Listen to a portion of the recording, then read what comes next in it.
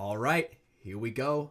From the sidelines, back again here for episode 167. Oh man, are we excited to get into it? We're having one of my favorite people on in the whole world. But before I get into that, let me bring in my co-host, Brando. How you doing? Brando Baird. Doing good. Yeah, we are excited for this one. Oh, excuse me, sorry. Excited for this one. Know the guy, obviously. And but actually, right before this, um, my mood kind of went up a little bit, since last night, because the Dodgers lost, dude. I think I got fucking stomped That's last night. rough. Thank God. Now the only thing is they're playing against Phillies, and I don't know. It was a little hard, I hate the Dodgers, but I really hate Philly, right? I mean, it's the asshole of America. I agree. We it if there was, I'm not gonna go that far this early. Yeah, it's just like the asshole of America. So we're doing okay as long as they lose the series and get knocked out of the playoffs. I'm good. Go Giants. Let's go. Go Giants, right? And before I bring in our guest, let me just say thank you to our sponsors. That one of the reasons why we're even able to put the show on the air. Welts Clothing. Shout out to Welts. Make sure you guys use code. Oh, dude, we didn't even try to match. Yeah, I know. Oh my god. Shout out to Welts, dude. Use code FTS for 10% off on your Welts Wednesday. That every first Wednesday of the month is Welts Wednesday. They always come out with some dope merch. It's absolutely fantastic. Some straps, some jerseys, some hoodies, whatever you're possibly thinking. They go with the season, so they're pretty good, right? So make sure you guys use code. Oh, you got another one? Dang. Dude, I've had two. Damn. So I just put that strap on my mask, so I'm excited for that. So make sure you guys use code FTS for 10% off. Our next sponsor, Hormesis Paintball. Make sure you guys go check out All That Matters and the future movie that's coming out, The Iron Kids. Alex Frazier and the boys over there absolutely making things happen, and with some beautiful headbands. So thank you to Hormesis for sponsoring the show. We really appreciate it. And on to our third, last but not least sponsor, Capital Edge Paintball Park. It's a new one, right? So if you're in the Northern California area and you want to play some ball, come check it out. We'll be out there more than likely. There's tons of divisional teams out there that always want to get their swords a little sharper. So if you're in NorCal area, Capital Edge Paintball Park. So make sure you rate the show, rate us 5 stars on Spotify. It really help us out, right? So, without further ado, let me get into it. We're bringing in our very special guest and my teammate, AJ Beregszaszi. Did I say that right? Yeah, there you go, bud. Boom! It took, how long have we been teammates? Like 3 years? It took me that long to finally learn how to say it. Yeah, but we've also known each other a lot longer and battling each other well before I was on DMG as well. So, that was pretty good. Brandon, I have to say, though, being from Los Angeles, I'm not a Dodgers fan, but they did make it further than your Giants. The Giants didn't make playoffs. So when you say let's go Giants, and Hey, like if they've been out they didn't even make wild card, bro. They've been out for a that's fine. while. That's fine. Hey, I'll take the losses where the downs with the ups. Hey, I'm a diehard Giants fan. All right, I'm with them the whole time. I'm not jumping on the bandwagon shit. I'm just I have more hatred for the Dodgers than I maybe love the Giants. I don't know. What's funny is like not to be like politically incorrect, but I definitely don't fit the demographic for a Dodgers fan. I mean, we'd go to a What do you lot of mean? their Well, you have a games. wife, so What? you definitely don't fit that demographic, because I heard all Uh, Dodgers fans are gay. So No, there's that too. No, I always fit into like the Angels fans, the mm, upper echelons, as we call Mm, them. okay. yeah, So the yeah, man. uppities.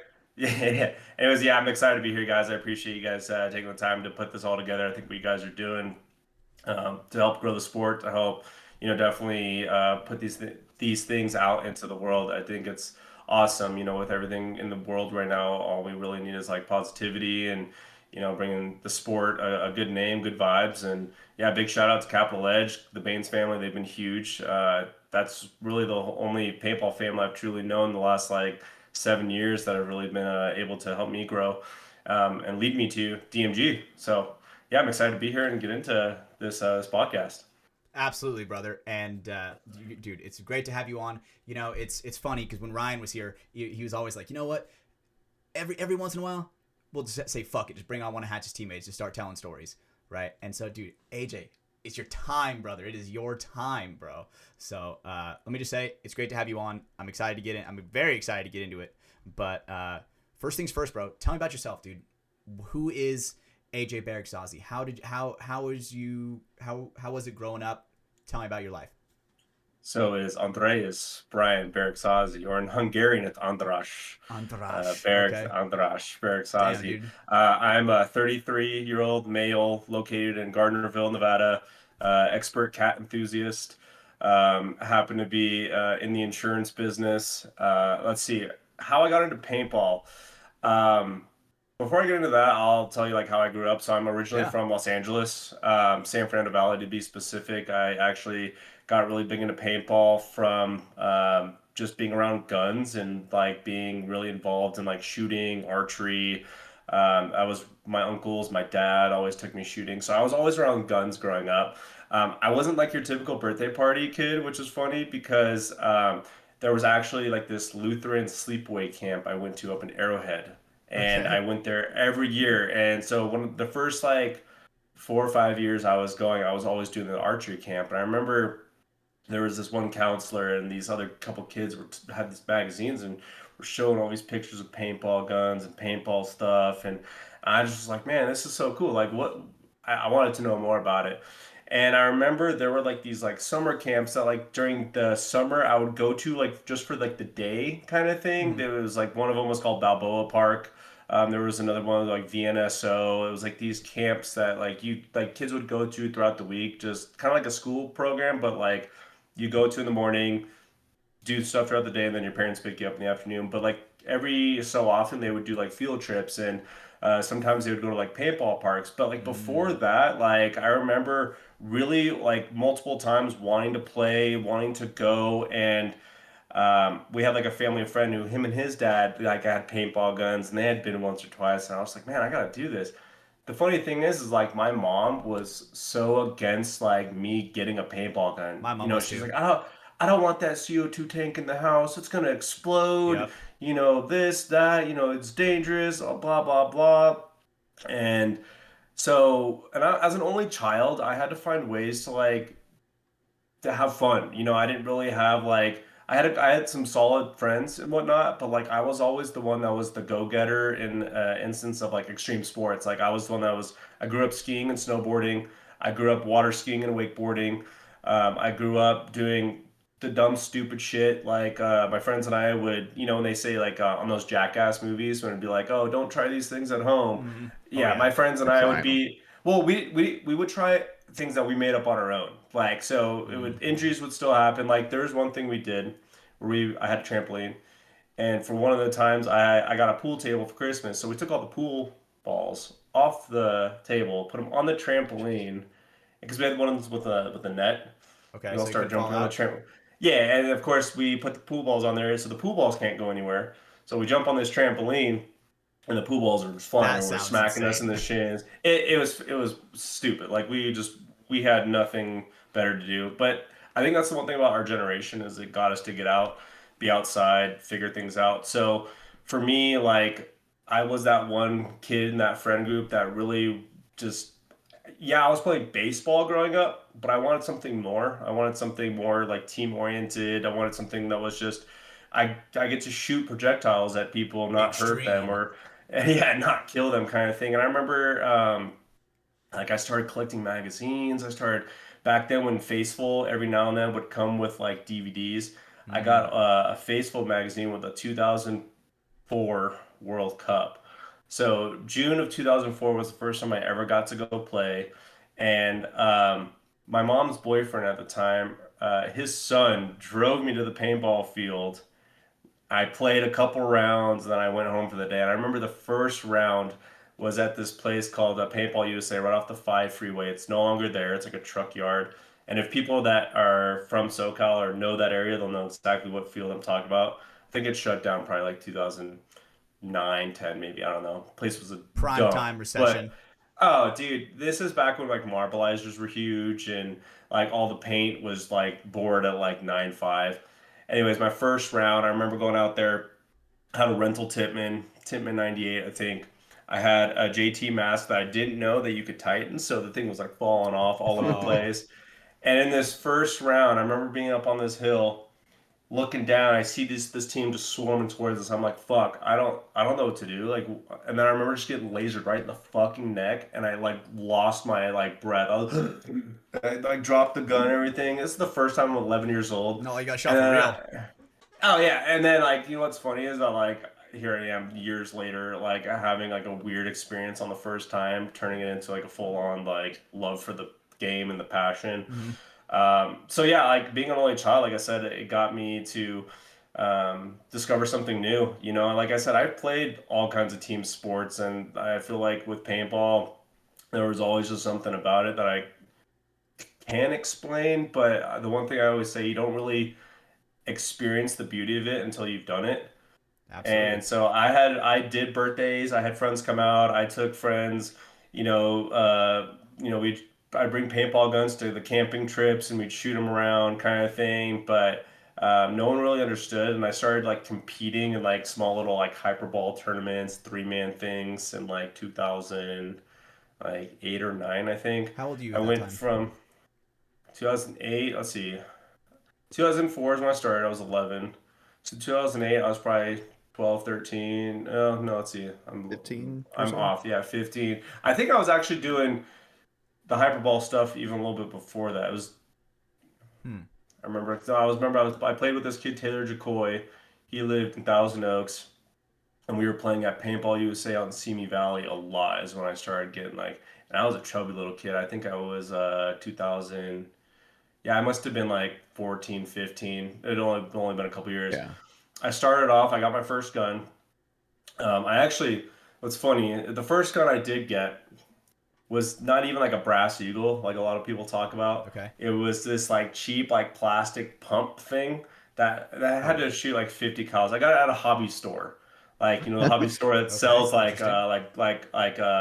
race like what's it called RC cars, RC planes, all that stuff. And they have this thing. It was like you crank it back and it loads the paintball. And the paintballs came in like a little plastic tin. It was Okay. weird. It wasn't Oh. even like a brand of paintballs that like you know of. Um, so I fucked around with that in my backyard for a bit and whatnot. And when I finally got my first gun, it was a Spider Electra. Oh, dude, I've heard that And story so many times. That is such a good starter gun at that time. like spiders back then were great. I mean, they were the type of guns that like they were known as. You could get them as decent starters. That you can get them as electric. Like you could get them as like non-electric. You could get them as mech, whatever. And they were great. And I remember it came in like a kit. Came with like the gun, a CO2 tank, and a cheap JT mask. Hmm. And it was great. It was something. And not very long after that, I went to a Tippmann A5. I was balling with that for a Oh, minute. the MP5 looking one. Oh yeah, the thing with like the big old round Yeah. Oh, yeah, cylinder on yeah, the yeah. side. Okay. No hopper would work for it, but the hopper that was made for it because it was like this big old Funnel. cylinder hopper. And I It mean that it one was always fun for a bit. dude, that seeing people run around with that always reminded me of like the MG42 from like Call of Duty World at War Mm. with the big drum on the side. Oh Yeah, yeah. I don't But know. what's funny is that like there were those people that had Tippmann A5s, but they had that response trigger, recoil response trigger, whatever. And the first time I saw that, I was like, that is the coolest fucking thing ever. Oh yeah. How do you get your gun to do that? And they're like, oh, you got to do this, you got to do that. I was like, nah, whatever.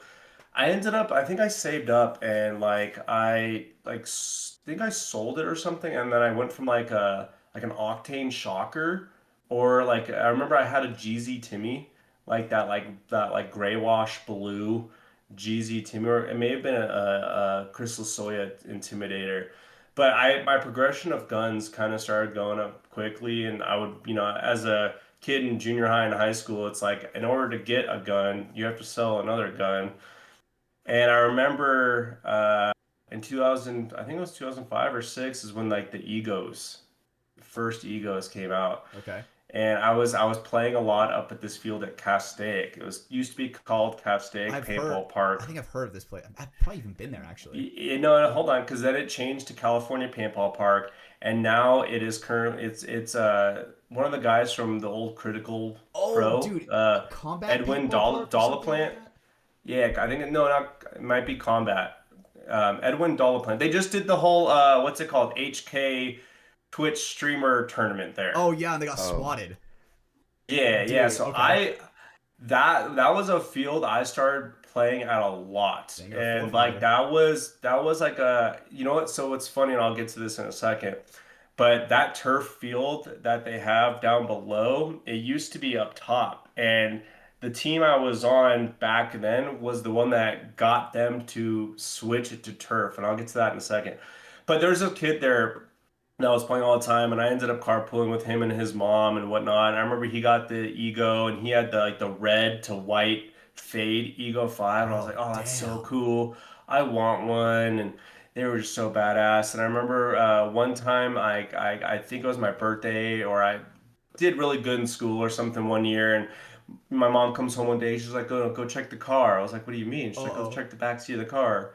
Went out in the back seat, and there's a brand new Ego 5, Oh. like right there. I was absolutely just blown away. And I remember taking it to the field and ripping it semi Oh. uncapped, and just people like, what is that? Like they were blown away because no one, I think it was like one of those guns at the time that like That was a technological was, advancement in paintball for sure. yeah. oh, completely. And so I was just stoked. And then like that is what got me into thinking about like playing like at a faster pace. And yeah, I was still playing at these like local paintball fields, hyperball. There was no airball fields like at these paintball USA's.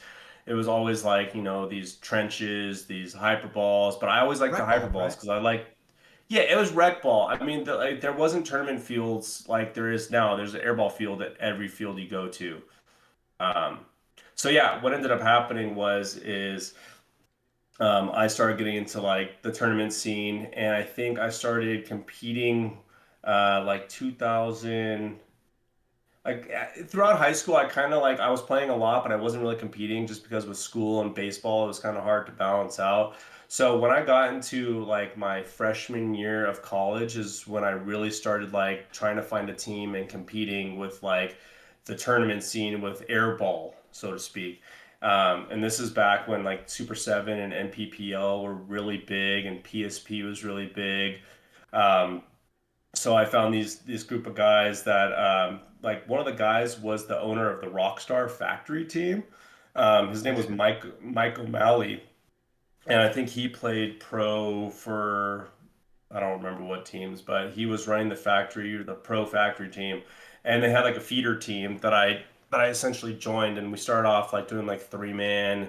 And then eventually we created like enough for like a 5 man, 7 man, and then that kind of started like not working and falling apart. And there's a lot more to like those younger years because like of course I had one of those coaches, and I'm not really gonna say his name. I'm not that I don't think he's gonna listen to this podcast, but his name was Matt Hager. Hmm. And I'm what's not gonna funny say his name. Why are you laughing? Why are you guys laughing? It throws it out. Why are you guys Okay. laughing?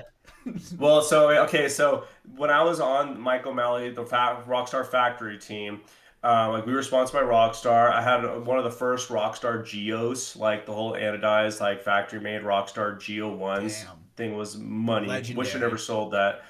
And the guy Mike O'Malley brought in this guy Matt Hager, who apparently had played for like some D1 teams. Like I didn't really know who he was, but I mean he came in as like a coach to like help us get better and stuff like that. And he was one of those guys that we became friends, and he was a couple years older than me, and we tried to have this whole experience with just like a coach player relationship. And um, what ended up happening was is like we went from Rockstar, we separated ways with the, Mike O'Malley and the Rockstar team. We became this Shameless Kids team because there was a Shameless team, a D1 team called Shameless. They were a Naughty Dogs feeder team Okay. out of Seattle. Pretty And so sick. he told us like that we were becoming Shameless. the Shameless Kids.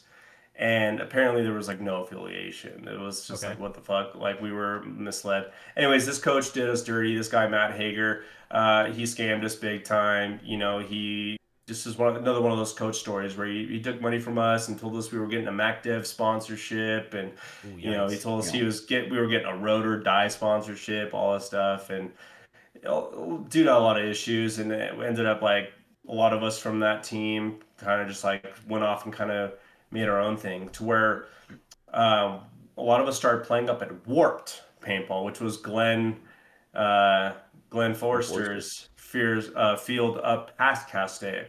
So I started playing there, and this is when he had like the Warped kids that were big, and those kids in SoCal were like around winning a lot of things. So I ended up getting to know a bunch of the guys that were up there and joined a team called the Good for Nothing, G4N. A lot of you may not know this, but G4N, Good for Nothing, is actually where David Ramirez from Collision and Aftermath came from. No way. Really? So, yeah, so I actually had played a lot with him and a lot of those Wait, Collision really? guys. Sorry, really quick. Warped Paintball. The park. He still owns that. Right? It's Yeah. it's still up and running. Oh, that's And awesome. dude, I point it out every time we go through the grapevine, like because Hmm. it's in the grapevine. If anyone doesn't know, and it's in between uh, um, the two I-5 freeways. One's going north, one's going south. It's in between there, and like you could Yeah. look over, and it's kind of off a cliff. It's cool. It's fun. It's a small little park. So if anyone's driving, to SoCal, to NorCal, whatever, through the grapevine, be on the lookout for that. It's cool. Yeah, and what's wild too is like that field was like a mecca for tournament players back then because like I said, there was all these paintball USAs like in Simi Valley. There was one in like I said, right in like Valencia area. Then there was like the Castaic California Paintball Park. And then like Warped was the thing because Warped actually had the two airball fields at the time. And that's where a lot of the teams were going. That's how I found out about the airball was like going there because two of the kids I met at Paintball USA on See Me told me about this place and that they were playing this, this airball stuff. So that's how I got out there.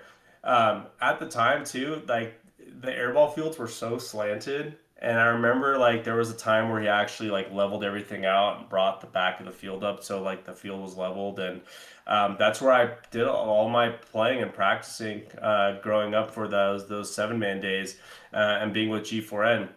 A lot of people know us, G4N. We were the guys that looked like fucking Power Rangers because each one of us had a different jersey color.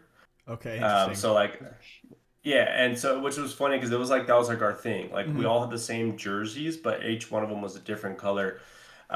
So anyways, yeah, we were a really solid team. I think we had like a solid. We had two teams. We had like a D3 and a D4 team. And like I said, that's where I knew David Ramirez from. Um, it was a great program. I think we had a solid sponsorship with Planet Eclipse. We had solid jerseys, pants, staff, all that stuff. We were consistent with tournaments, and I think it was the last NPPL that I played at Huntington Beach. It was 2011 or 12. It was 2012. We ended up getting second place, and it ended up being second place against our coach Chim No and way. Marvin Gerber. Marvin Gerber, yeah, D4, 2011. Um, Wow. damn, I miss those tournaments too because like they used to have them in locations that were just immaculate. Exotic. Yeah, and I just don't think like I mean the paintball venues. Well, I mean nowadays like there's so many more teams. There's so many For teams. There's sure. so many more Not enough vendors. parking. Yeah, well, so that year they had MPPL on Huntington Beach. The Huntington Beaches were always the coolest thing. Yeah, that was my very first tournament But ever. but it was the Vegases that were like on the The strip, like in Riviera. the park. Oh yeah, the parking lot of the Riviera with night lights. Oh yeah. Like Yeah. people said the night lights were a joke. No, dude, it was such a cool feeling. Like that was one thing I always wanted to do as like a baseball player was, be a baseball player under those The lights, night and lights. like Something magical. yeah, and I just don't think we'll ever see that again because I mean the lights that we've had at NX Sullivan's is Sheesh, that's a minuscule, joke. dude, minuscule. That is a fact. Because I remember when Tom. we were doing your 10-man. What team were you playing with at the end of World Cup last year? What team was that? Yeah, last year it was like a combination of the Mayhem Tigers and Chess Club. Okay, The Chess Club Tigers. The Chess Club Tigers, right? I remember literally leaving there in the pitch black to where there's lights on, I can see them, but something about the Florida air is just so thick. The light couldn't even hit the ground. You know, it was still so dark. So you're right. That was definitely a joke. There is such a big difference between those lights because it literally would make it feel like a stadium. Yeah, well, the thing is too with the NXL, they don't plan for those games to go that late. Whereas Vegas, when they would have those MPPL games, they had games scheduled at 7, 7:15, 7:30, and those were in the fall. So you can imagine that like Yeah, with yeah. late night games, they need lights. Not to mention they had an easier way to set them up too. They weren't on grass. You know, for all the events back then, they'd always lay down turf, right? And the turf was decent. I mean, yeah, It I was mean, slidey. I it remember. was slidey. It was slick. 100%. But the thing is you would see the way that they had the lights set up on in a parking lot. It was much easier to do than wheeling them around through grass and uneven surfaces and things Yeah. like that. I just think it was a different experience. I mean, old school paintball definitely gave me a lot of what I have today in a sense of like my IQ. A lot of like my play style comes from old school. You know, 7-man when, you know, people were shooting faster. You know, PSP, 15 balls a second, semi uncapped, you know, when you're rolling 20, 22, 25 paintballs a second, and more bodies on the field and less bunkers really to play. Hmm. Definitely kind of helped me where, you know, today it's like a 10.5 lane, so much easier to For read. sure. I think 10.5 is so perfect. It's the perfect amount to where you can still shoot someone off the break, but it's slow enough to where you really if people are sleeping, you can for sure make a move. I think 10.5 Yeah. is like perfect for that style of play. And I think it's funny because I think we can all agree that like you can tell people like who haven't played 12. Like you can tell Oh there's yeah. people like when we're out at the field and like you shoot them with 10.5 and they bitch about getting overshot. You're like, oh dude, you've never played 12. Oh, you never played 15. Like, oh, you never played semi uncapped. Like, See, I've never played any of those, nor do I want to. Like, I don't really want to play that. Like, I don't want to shoot any faster. I mean, I wait, I love the 10. Brando, what do you mean? You can't tell me you've never played those, even with your dad being such a You staple got No, to you and got to remember he ruined he his dad's he paintball career at that time. Completely yes, I ruined it. did. Yeah, because I was born. He had to step away from the game. I Oh, mean, that's they what were it was. still in the woods when I was born, and by the time he stopped, and then we didn't pick it up till. I mean, I played. First time I played was at 7, and then didn't pick up a gun until I was 19. So, yeah. and Damn, that was 19. NXL. Yeah, NXL was already around, so it was already 10-5. Yeah, and I don't really want to play that. I'm fine with 10-5. You know, I mean, if we could go all mech, oh man, I would love that. That's what I want. Man, my trigger finger gets tired when I'm with shooting a mech, for too long. Then I got Mm, I will a yeah, say, fucking finger got to work banger. on that. Brainer, that mech we did though last year with the iron, it was fun. Like It that's was. old school stuff. Like I miss that kind of old school stuff. But I'm such a person. I love fast pace. You know, I love the aggression. I Me too. love the quick snap thinking. I think that's something that makes the difference in today's paintball. Is you still have to make those like last second decisions, and you can't hesitate. Um, it sucks because like I feel like if I continued the way I had when I was young, like in my early college days, I feel like I would have been at that pro level now. What ended up happening was after 2012 is when I decided to like change my like career paths, and instead of continuing my education with like doing aerospace, I wanted to get into audio engineering.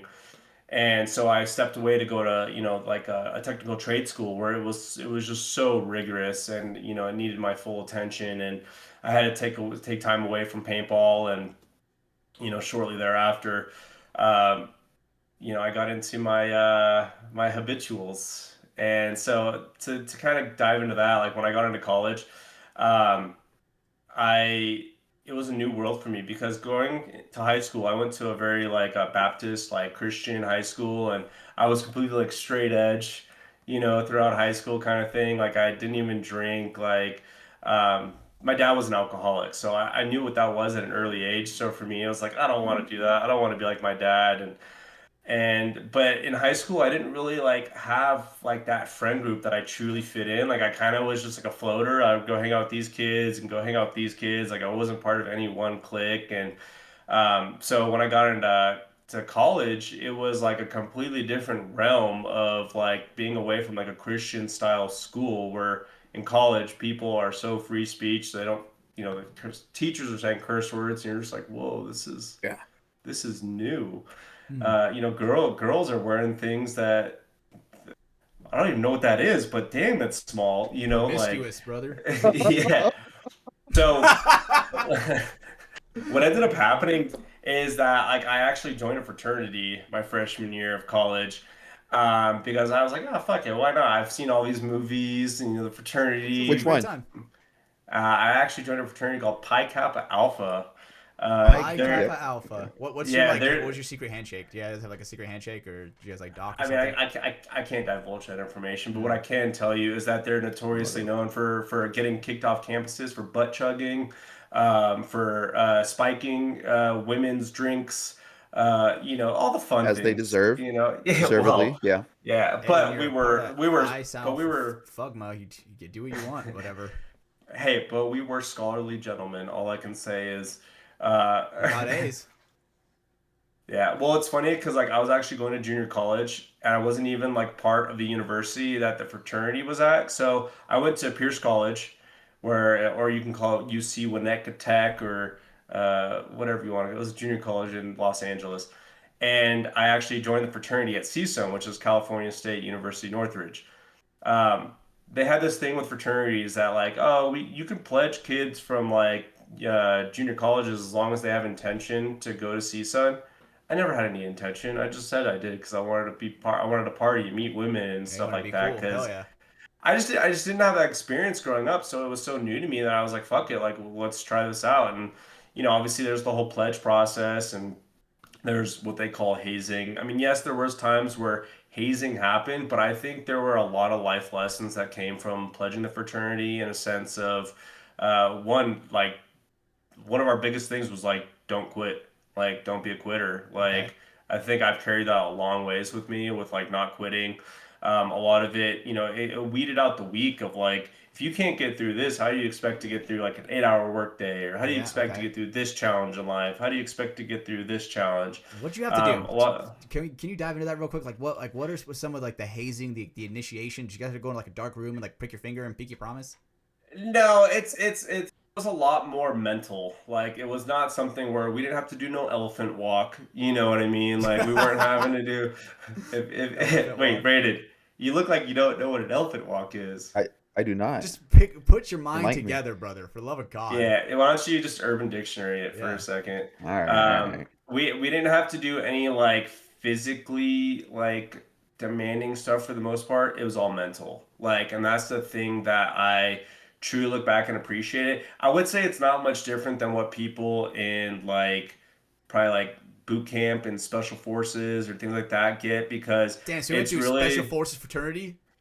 no, I wouldn't say it. I'm not No, gonna credit it like no, that. thank you, But bro. like, but the way they like mentally fucked with Oh us shit. was Okay. that well the way they mentally fucked with us, it's like getting us to realize like you're not a sheep. Like don't fucking follow the group. If everyone's gonna, do this, why would you do it? Like, Question instead of just knowing the go difference along. but well the thing is it's like if you know the answer is correct, why are you going to second guess yourself because everyone else is saying that it's something else? Like it's the mental, the breaking of like knowing who you are as a person, knowing your truth, not being a sheep, not quitting.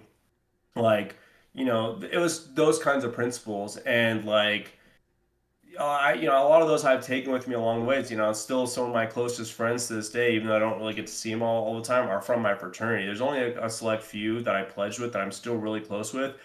But that's actually how I have my jersey number as 20. So in my fraternity, my pledge class, we had 20 members pledge. We were the largest pledge class in the history of that fraternity at that campus. We were the only pledge class with all 20 to start with 20 and end with 20. We didn't have a single member quit during that process. And usually during like the pledging process, you see people quit quite often. So that's why that number kind of sticks with me. That 20 is because it was kind of that like that brotherhood that, you know, hey man, if we could like be so diverse and have such a large group of ages, backgrounds, ethnicities, and like stick together through like the toughest shit, what else can we conquer? You know what I mean? Type 2 fun, Yeah, dude. That trauma bonding, it sounds like.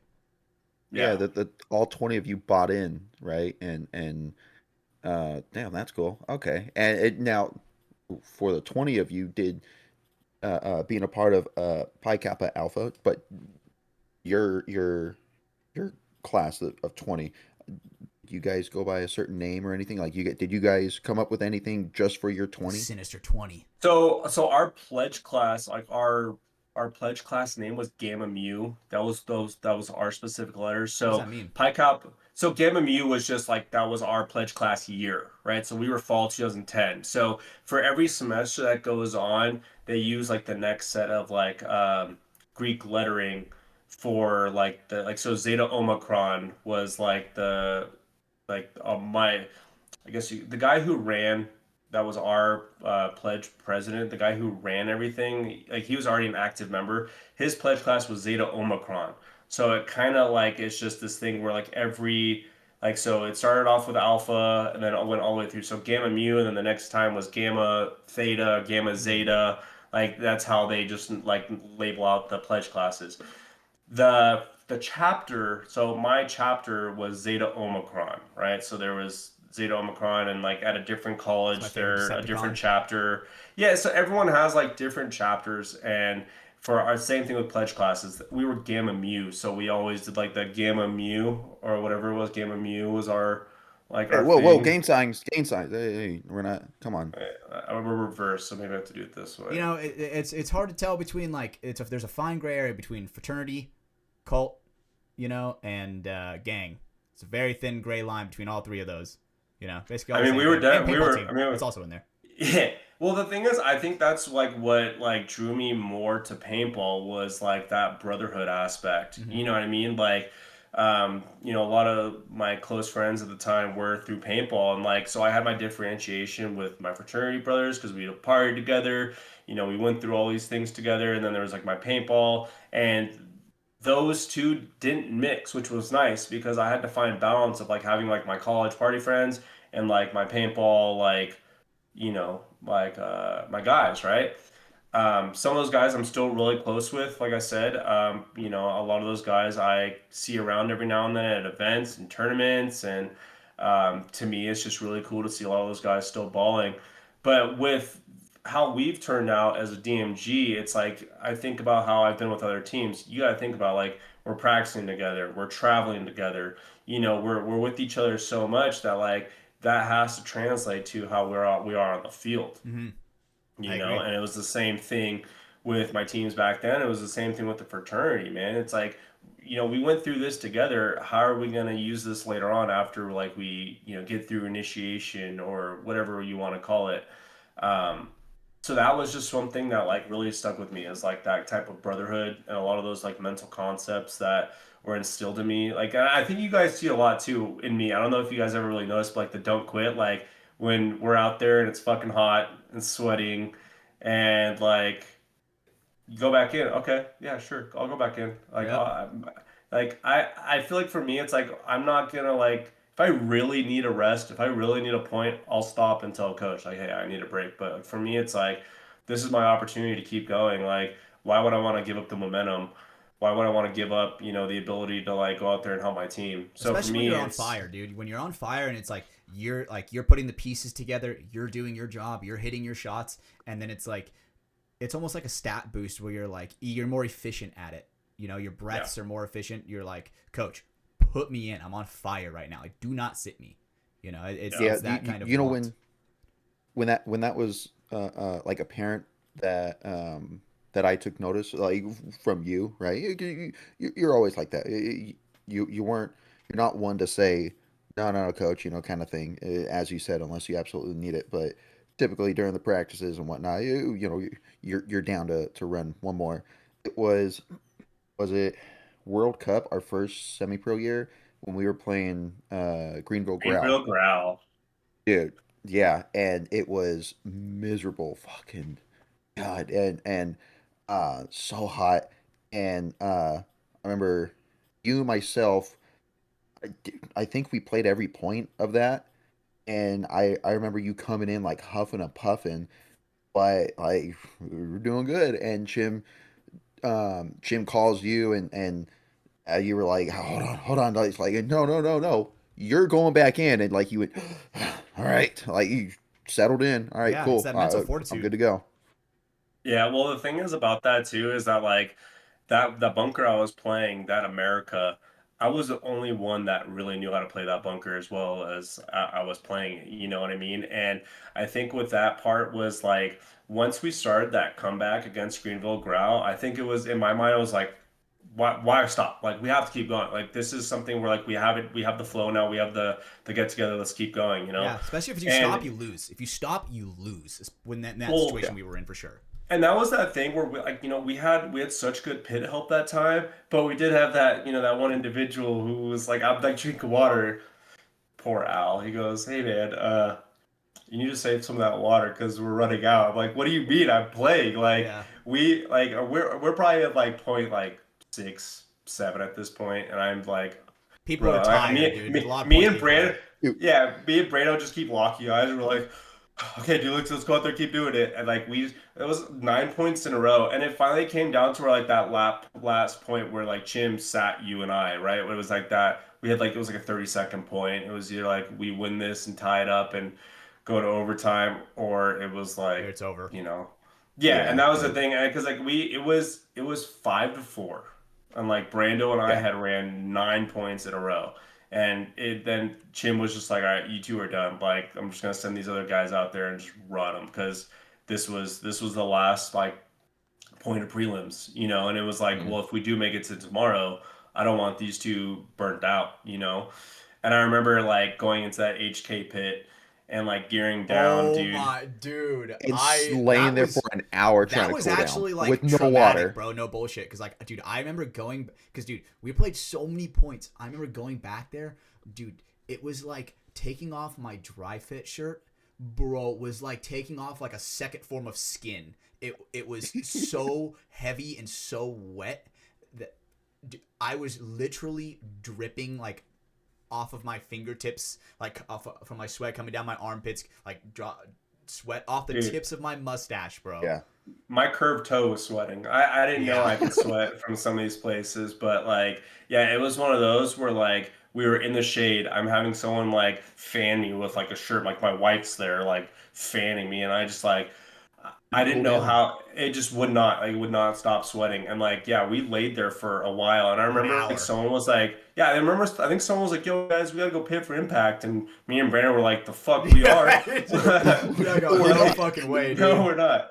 No, we're not. So, um, yeah, going back to like that whole mindset of like do not quit, a lot of those like principles that were instilled in me, I feel like have, gone a long way. I also think too it's like a balance though, because like I have to make sure I don't let my ego get in the way, because I think what it is a lot of times in like in my from my past and whatnot, like I don't want to be the guy that like lets people down, right? So when it comes down to doing that last point, to do the one more point, to keep going when it's hot, willing to put myself out there, like to where I throw up or cramp or something, I think it's an ego thing. And sometimes it's like I have to balance out that ego to make sure like I know my limits and I know my boundaries, and being okay with like the team stepping up to like take over that role. I think it comes down with trust. Like I trust all the guys on the team, Mm. but I also like I have that ego in me where it's like, man, I don't want to let my guys down.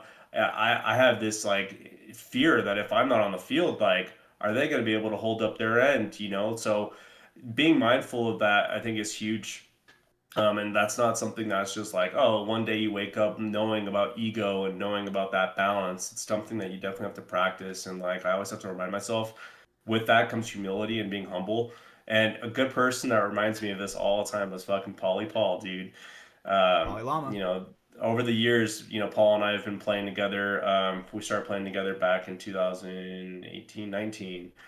Um, and we'd have moments with squad, especially when we'd like kick the shit out of Brotherhood. We Paul would always remind me to like, hey, just stay humble, dude. The day's not over. Like, hey, we might win this one, but stay humble. We still got more to work on. I think that goes a long ways of what we're doing now. Like, we may have a good point, we may have a good match. Erase it, humble 100%. yourself. Like, let's move on to the next one. I hate when he's trying to Work be all yourself up. humbly mumbly when I'm trying to chirp. He's like, come on, I have to be humble. I'm like, no, fuck these guys. I'm trying. Sometimes it's like, I gotta let him know, but then it's also like, I'm like, Paul's right. Paul's 100% right. It's so hard for me to be the chirper because like I feel like it draws karma in a way where like man like me us monks friends we'll talk shit something that I'll do something stupid and make a dumb mistake and get shot out or something or like how many times have like we've like walked the layout and I'm like oh I definitely guarantee I can shoot fucking Caden off the break and I'll fucking sit there and try 10 times whatever and I I miss actually remember that day. We actually had him. Sorry, bro. I'll give you context to that because that is actually a true story. There was one time where we were looking at it and everybody is like, "That's a really hard shot to hit," but AJ is like, "Nah, bro, I can hit that shit easy." So he made our guy Caden run to the snake off the break like 10 times in a row to see if AJ could hit him.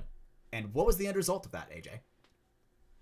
It worked in the tournament. Okay. Not a practice. No, that's what's funny because like I've always had like there's like a few select like individual skills I felt like I've really like mastered over the years and like people have brought them up to me and like they like hey we don't want to boost your ego or nothing but like you're probably one of our best off the break shooters or hey your running gunning skills are so good and stuff and like I that's one of those things that like comes down to the old school side of things. I think it's just a lot of that muscle memory of those off the break shots and like I said, there's ego, but I also feel confident. I also feel confident in my abilities, which I think most of us on the team are pretty confident in our ability to do something. I And agree. There's a whether big it's difference between confidence and arrogance, and that was one thing that, for sure, you have to instill into it. Because my mom would be like, "Dude, my mom would be like, you're being so arrogant," when I would talk trash, right? But then I'm like, "No, mom, I'm just feeling it. I'm confident in my play," you know. So that's the thing is, like, I think with like chirping and like talking shit to another team, to me, it's just a form of arrogance in a way. Yeah, it's fun to do. It's part of the sport. A lot of people do it, but I have to have something to back it. You know what I mean? Like Mm-hmm. if I punk on a motherfucker, pardon my French, if I punk on a guy on the field and I continuously do it, then yeah, I'm gonna feel confident in like talking, trash, whatever. But like to me, it's like I want to confidently like say like if I'm gonna shoot for someone off the break and be confident about it, I want to make sure I can do it. Yeah. Like yeah, there's times where like I said, internally we joke around, but I also feel like from our experiences, I think we all know each other's strengths. Where like Caden's fast, like he's gotten fucking fast. So maybe I don't shoot Caden off the break. But then we get to the tournament and, there's that guy that, takes his one step too late off the box or, he has a weird slide or maybe he just, the grass is slippery or maybe he stops. Like those Mm-hmm. are the things I think about. And, it's funny when we had our D4 team last year and I would talk to Edric and talk to, Aaron and other guys. One of the big It was things a I stacked bring up D14. is, yeah, Shit was one of the stacked low things key. I bring up a lot, what I would bring up a lot, and I still firmly believe in, and I know Marv and I have brought this up, is like that anticipation factor, right? The reason I like have confidence is because I think about like what is the next thing that's gonna happen, right? And I do this while driving too. Like I always anticipate like, oh man, this person's gonna swerve into me, I should probably back off, or oh man, this person's driving hella fast, they're gonna be weaving in and out of traffic, I should probably back off, or things like that. With anticipation, I think it's being mindful of like yeah, this isn't going to work right now, but I don't have a firm belief that it's not going to work entirely. Mm-hmm. Like Okay. we have certain plays where like we'll look at a field and be like, man, yeah, like Marv will tell us like, oh, this bunker doesn't look that crucial, And and then the I tournament and like always late like, game, it's always played late game for sure. yeah, and it's one of those top bunkers, and I think it just comes down to anticipating how they're going to break up because you realize five guys, everyone's got the same bunkers. Breakouts are going to be eventually the same, right? There's not going to be Yeah. anything different. I mean, you Mm-hmm. look at what happened in Dallas, right? everyone broke out the same. No matter how much we scouted, everyone genuinely broke out the same. There was a guy in the King Beast, guy going out to the Apple, guy going into the Cobra toward the Snake, right? Then another guy floods into the Snake. A guy from the King floods into the corner, right? It's a repetitive motion to an extent where I think anticipating the gameplay and anticipating how, you know, people are going to react, I think that's huge. And that's the thing is like shooting for a spot that like, okay, the guy knows that we just shot him running there. He's probably gonna not run that again. So let me Mm-hmm. just bring up my barrel an inch for him to run a deep route. Maybe I catch him, you Mm-hmm. know. And that those are the little things that go through my head. And I think it's become so natural that a lot of those like instinctual things pop into my head when it comes to playing. Um, and I think you see the difference in a lot of like the younger divisional guys just don't have that, you know, that ability to process information of if this, then that, if that, then this, what do I do then? For You sure. know, They it's zig, just you that mid zag, game. right? And one thing I want Deeper and deeper. 100%. And one thing I wanted to bring up is AJ. Us on DMG, we are a very very close community. Like, I mean, I would easily go as far as like a family. What would you say with our organization and our team when it comes to gameplay wise? What is that last little bit that we're lacking in your opinion? Because the Dude, I audience has don't probably know. heard me and Brando fucking annihilate that dead horse 1,000 times. You know, Yeah, honestly, I don't know, dude. This last event, I kept telling Paul we were right there. Like we really were. We didn't, you know, we had one penalty. Like Kane got a major that wasn't even like or Paul got a minor.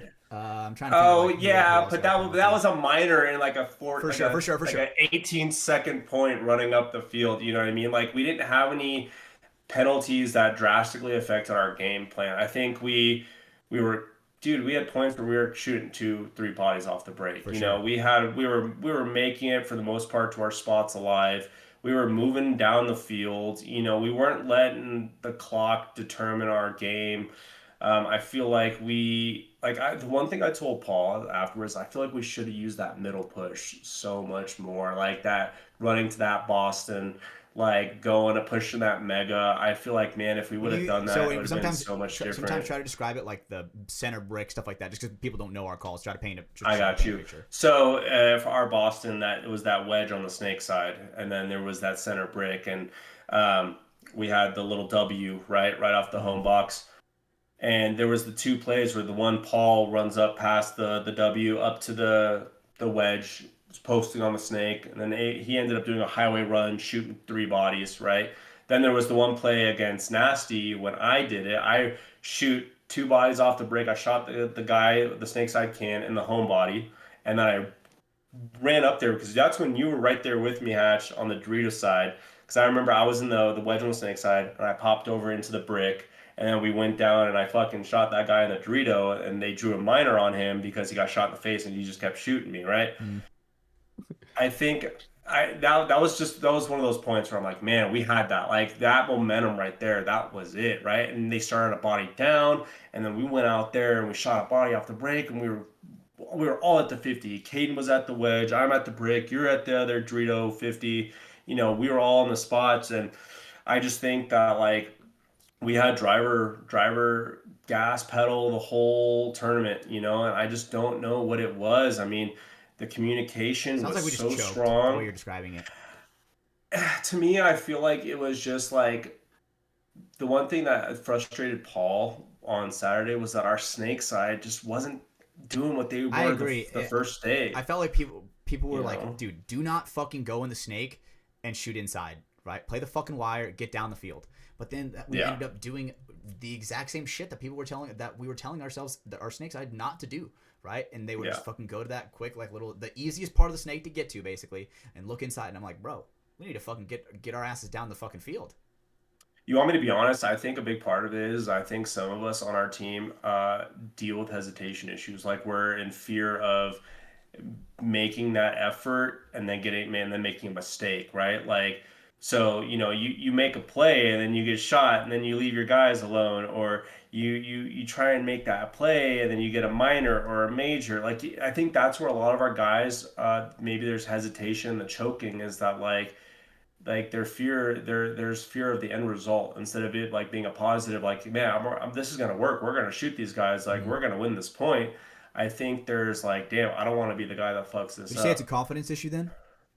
Kind of, yeah. I mean, I don't think it's a trust issue. Like, I definitely think it's a confidence thing in a sense where, you know, you can only give out so much information, do your part in a point when you should have the trust factor and rely on other people to do their job as well, right? So, when it comes down to it, you have connections on the field, like Paul and I being very communicative. Like, I'm in a position where I'm holding back the Dorito side. The Dorito side's not going anywhere. They're not gonna win at all from our side. I'm Mm-hmm. dumping 9, 10, 12 pods.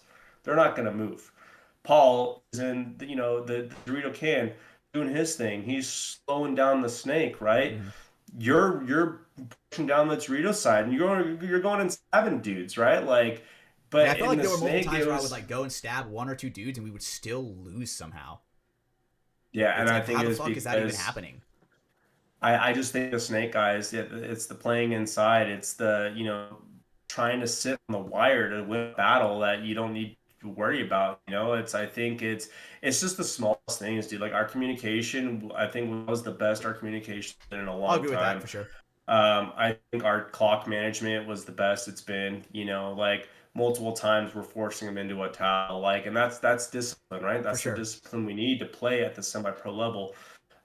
There were plays that were made. There was like awesome plays from you, Caden, Paul, me. Dude, Like, I I think felt like Cedar had some fallen plays I too. agree. Like, it's I feel like so much of it was we were, dude, we are banging with every single team.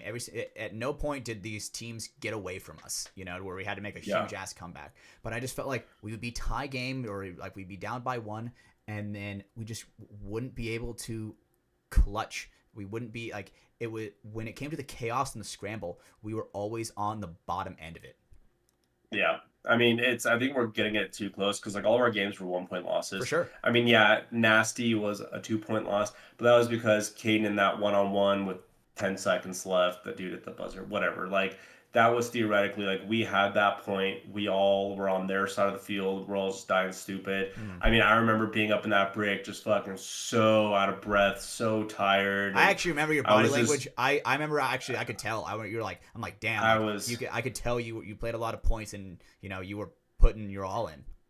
Well, and that's the thing is, it's like I think you get to that point where like, man, I'm like, fuck, I'm the furthest up the field right now. Where are the rest of my guys? And I see you come up behind me. You're in the 50 brick, and then Caden's up there too. And I'm just thinking like, how the fuck do we break this open? Like, it's just those moments like that tiny bit of mid game experience of like, what do we need to do? And I think that's what it comes down to for us is we know we're capable of beating the highest end teams in our division. Mm-hmm. We know we're capable of winning points, slow points, fast points. Like, we've done it all, right? I truly think the one thing that's really holding us back is just that final bit of confidence to like connect at the very, very like needed time to finish that point. We need the So clutch gene. yeah, I mean, like I said, it's something where, yeah, I don't know if it's like someone has to just get brave and step the fuck up and distract or something. I don't know, man. But yeah, I think we were right there in Texas. Unfortunately, I think we were right there. Like, and we played, three solid teams.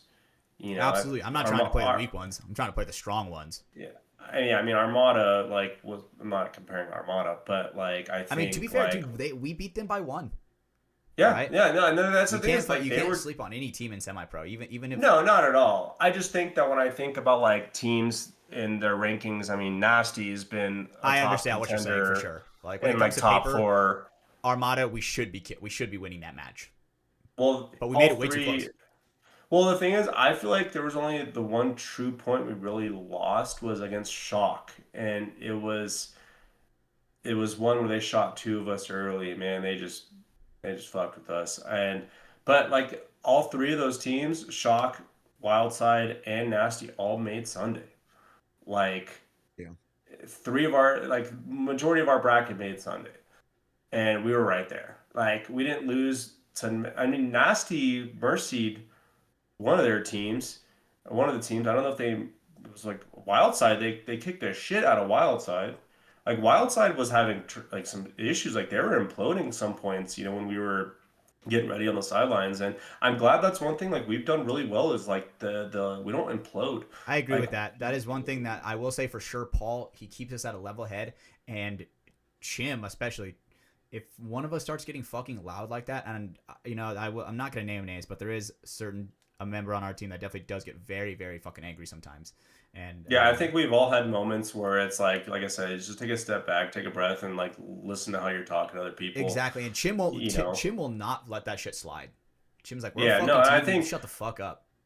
yeah, I remember one instance at Cup last year. I came off the field pissed, and I was like, guys, what are we doing? Like, and Paul's like, that's not constructive right now. Chill out. I was like, all right, you're right. That's the thing is like frustrations happens like in these high intensity like games, like you got to be mindful that like you want to win, right? And like having that like frustration is a certain drive that some people don't have, but it's also like there's a proper way to go about it. Like one thing we said on squad is we were always the calmest team out there, man. We loved that about us. Like we were always so calm. Like we weren't blame gaming. Like we'd come off and we were having the most fun, having the best time, and like people like saw that and like knew that. And I think that was something that like composure is so huge. I think as a semi-pro team, we've been learning a lot the last couple of years, and I don't see why we shouldn't be at that top four level. And obviously this year it sucked for me because like I only got to experience two events.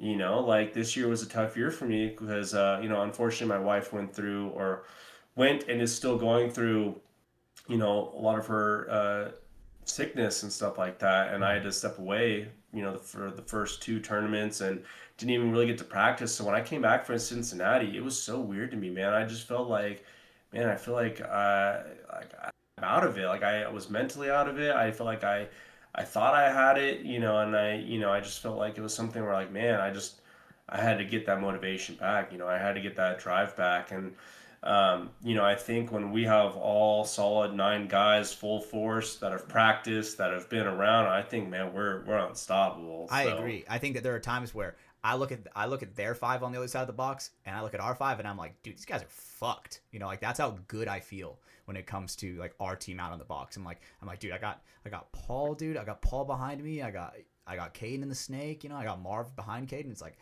dude, like I'm not even worried. It's at that point. It's like it's kind of in a way your own ego because you're like, okay, I have to be part of the standard. I have to be on that bar. Right. And there are times where sometimes you get shot off the break and you can't really do it, but your teammates, it's on them to pick you up, and fill in that yeah, void. I think we know in every sport, man, it's all mental. I mean, you hear on multiple podcasts, you hear people in the UFC, you hear about pitchers in baseball, you hear about quarterbacks, and you hear about us. Like we all have an equal part on the paintball field, which is why I love paintball so much. And it's so mental, man. Like you got to have the ability to like get past the point you just played and move on to the next, and not let your mistakes or your faults like get in the way. I'm guilty of it too. Like there are times where I'd have you and I in Cincinnati, Hatch. I don't think Oh, we got many 100%. points, and I think we were both in our heads with it, and it was something where like I'd go out there and then I got the opportunity and I'd have a good point, and then the next point I go out there and did something stupid or Yeah, got shot early. Cincinnati was a It's struggle for me for sure. It was like, dude, I played like shit the first game in the BR game that we actually fucked them up in, but then all the games that we're playing against like the other teams, I'm playing good, and I'm like, bro, what the fuck is going on? Against a team that yeah. we should, I should be banging with hardcore. I'm sucking against. So Well, I it's a what's hard funny part to too is, mentally. the one thing that it was funny about Tampa and AC is that when those layouts came out, I remember talking with Chim and Paul, and they were just like laughing hysterically because those were my type of layouts, right? Those were the layouts where Paul had to step up and do AJ jobs, and he couldn't, resonate with being a solid 2, 3, or a wizard. And for those of you that don't know, Wizard is like it's like our guy who like puts everything together, and determines like what side we push and communications Oh and stuff yeah, like that. And that's usually like Quarterback, yeah. a yeah, quarterback. That's a better way to explain it. And so when I came back and was able to determine I was going to play Cincinnati, Chim made a joke. He's like, man, it's gonna be so funny if a layout comes out and it's not a layout for you. And sure shit, that layout dropped, and me and Chim just like call each other like, this is bullshit. Like, what the fuck? And I feel the same way about that for like for you, Hatch. I feel like maybe that just was a layout that just wasn't for us. It You was know, it was a slow Dorito side. Hatch is we've talked about it. Hatch is fucking Well, dude, go even on this the last wheels layout every. was technically a slow side, but dude, I felt like I was fucking going hard in the paint. Like I was constantly in the fucking 50, like rapping, There was then running one or two guys down, like constantly. there was more moves to be made there. Whereas I think Cincinnati, since it was in all, asymmetrical, you, their entire they're I mean, they're starting the guns are Doritos on the everywhere. left, right, and they're just Yeah. holding this huge ass gap, right. So Yeah, yeah. It was much more of a slower, methodical layout. I think that went against you, like your play style, right?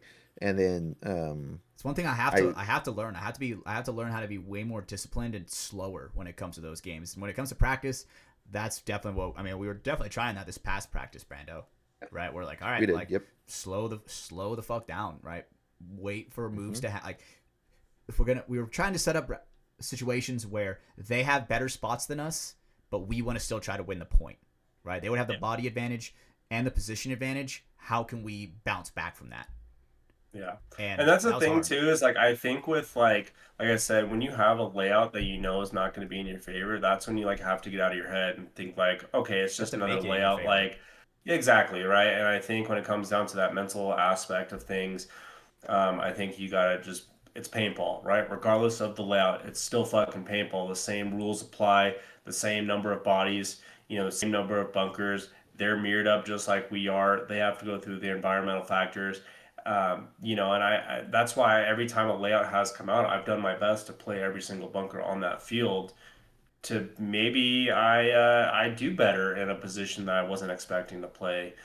That tends to be a lot more of a common thing these days, especially in the semi-pro. I think you guys. I mean, Brando, you're a very role player. Like I've seen you play the snake, Doritos. I've seen you play up the middle. Brando's a fill-in for sure. Yeah, and I think Hatch, like you live on the Dorito sides, but I've seen you like have to play the middle. I've seen you have to play the snake, and that's something that I encourage a lot of those younger players, those younger divisionals too. It's like if you really want to be a better paintball player, learn to play all sides of the field.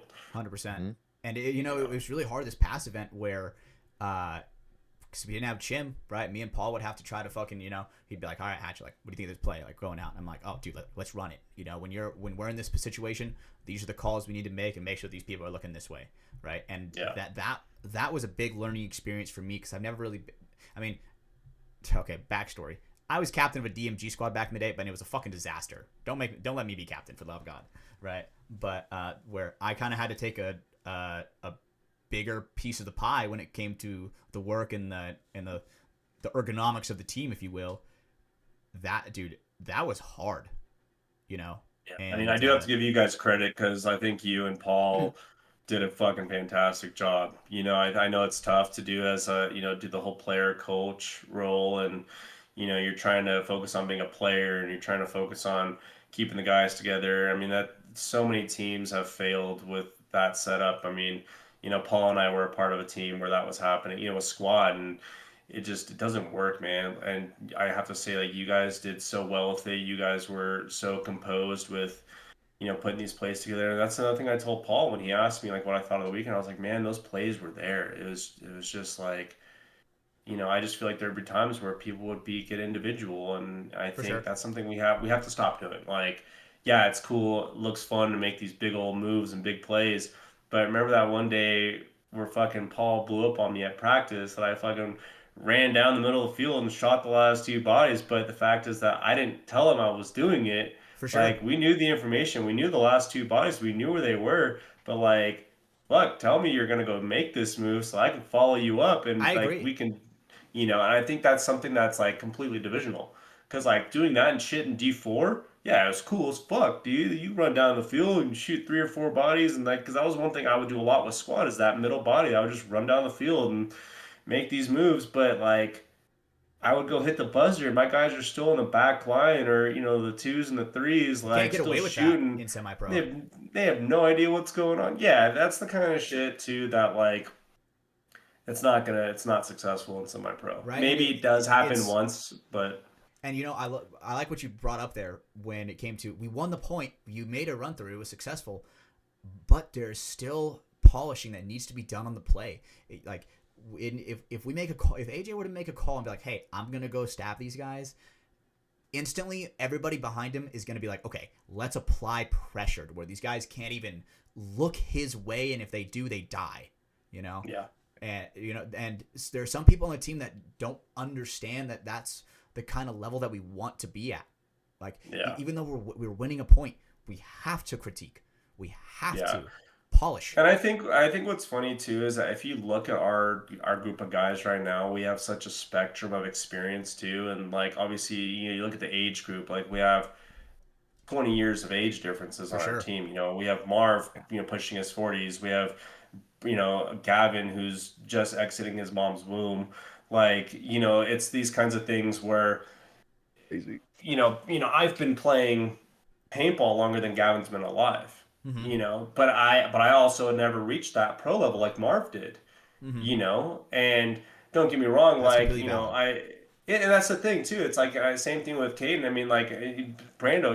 You guys are still so young to the game when you really look at it, but you guys have like increased in like your skill levels so fast, and I think that's such a beautiful thing in today's world that there's so many more resources to become that top player. Where back then we didn't have clinics, there wasn't like all the medias, there wasn't no BKI, there wasn't no combines, there like it was you were lucky if you saw a pro at a field and he would give you tips, and like that's one of the reasons why I hold true to my heart Bobby Avila's, man, because he'd come out there to the Castaic Paintball Park or California Paintball Park, whatever you want to call it, and he'd be out there and he'd work with us young kids, man. He'd always be out there in his orange fucking infamous jersey when they were in orange for a time. And like he'd come out there and he'd help us and he'd work with us. But like now it's like everywhere you go, you have like pros willing to help out or give you advice or, hey, we'll coach you or hey, we'll do a clinic or, we It's have so this much whole, more accessible. yeah, Easily. yeah, And people want to like people say that this is an aspect, like one of the dark aspects to growing the sport is if that does happen, right, where we grow the sport so much where these people are getting played, like they're not going to have as much time to do it because they're dedicated to the craft. They're getting paid to go out there and play. Like they have to play way less tip giving, if you will. You know what I'm saying? yeah. And I mean, I can't lie and say that I'm not a little bit envious of like Gavin's situation, coming straight out of airsoft and being this baller of a kid at 18 years old on the paintball field. You know what I mean? Like it's so cool. Like look at Evan Middleton, dude. for Like sure. I was him about to bring him up. going, yeah, him going over to Collision and being on a top team, like, and with the whole paintball USA, man, that kid's got everything. Like he, in the grand scheme of like the paintball, and I also feel that like him having the family that backs it too. I think nowadays, like with social media, as parents are able to see what this does for their children and like what it does for them and how it grows their Oh yeah. character and how all that stuff. Whereas back then it was like I wanted to play, I kind of had to pay for myself. My single mother with an only child, she knew it was good for me, but like she didn't know about all the traveling and stuff. And if I wanted to do that, I had to pay my own way, and it was hard for her to be like, okay, you're 18, I'm gonna let you go off with a bunch of guys I don't know who they are When to I was young, bro, Vegas. Like, I was young when I first got poached into the paintball world. I was like 15, and then all of a sudden I'm like, hey mom, I want to go to Huntington Beach to play a paintball tournament with these 40-year-old men.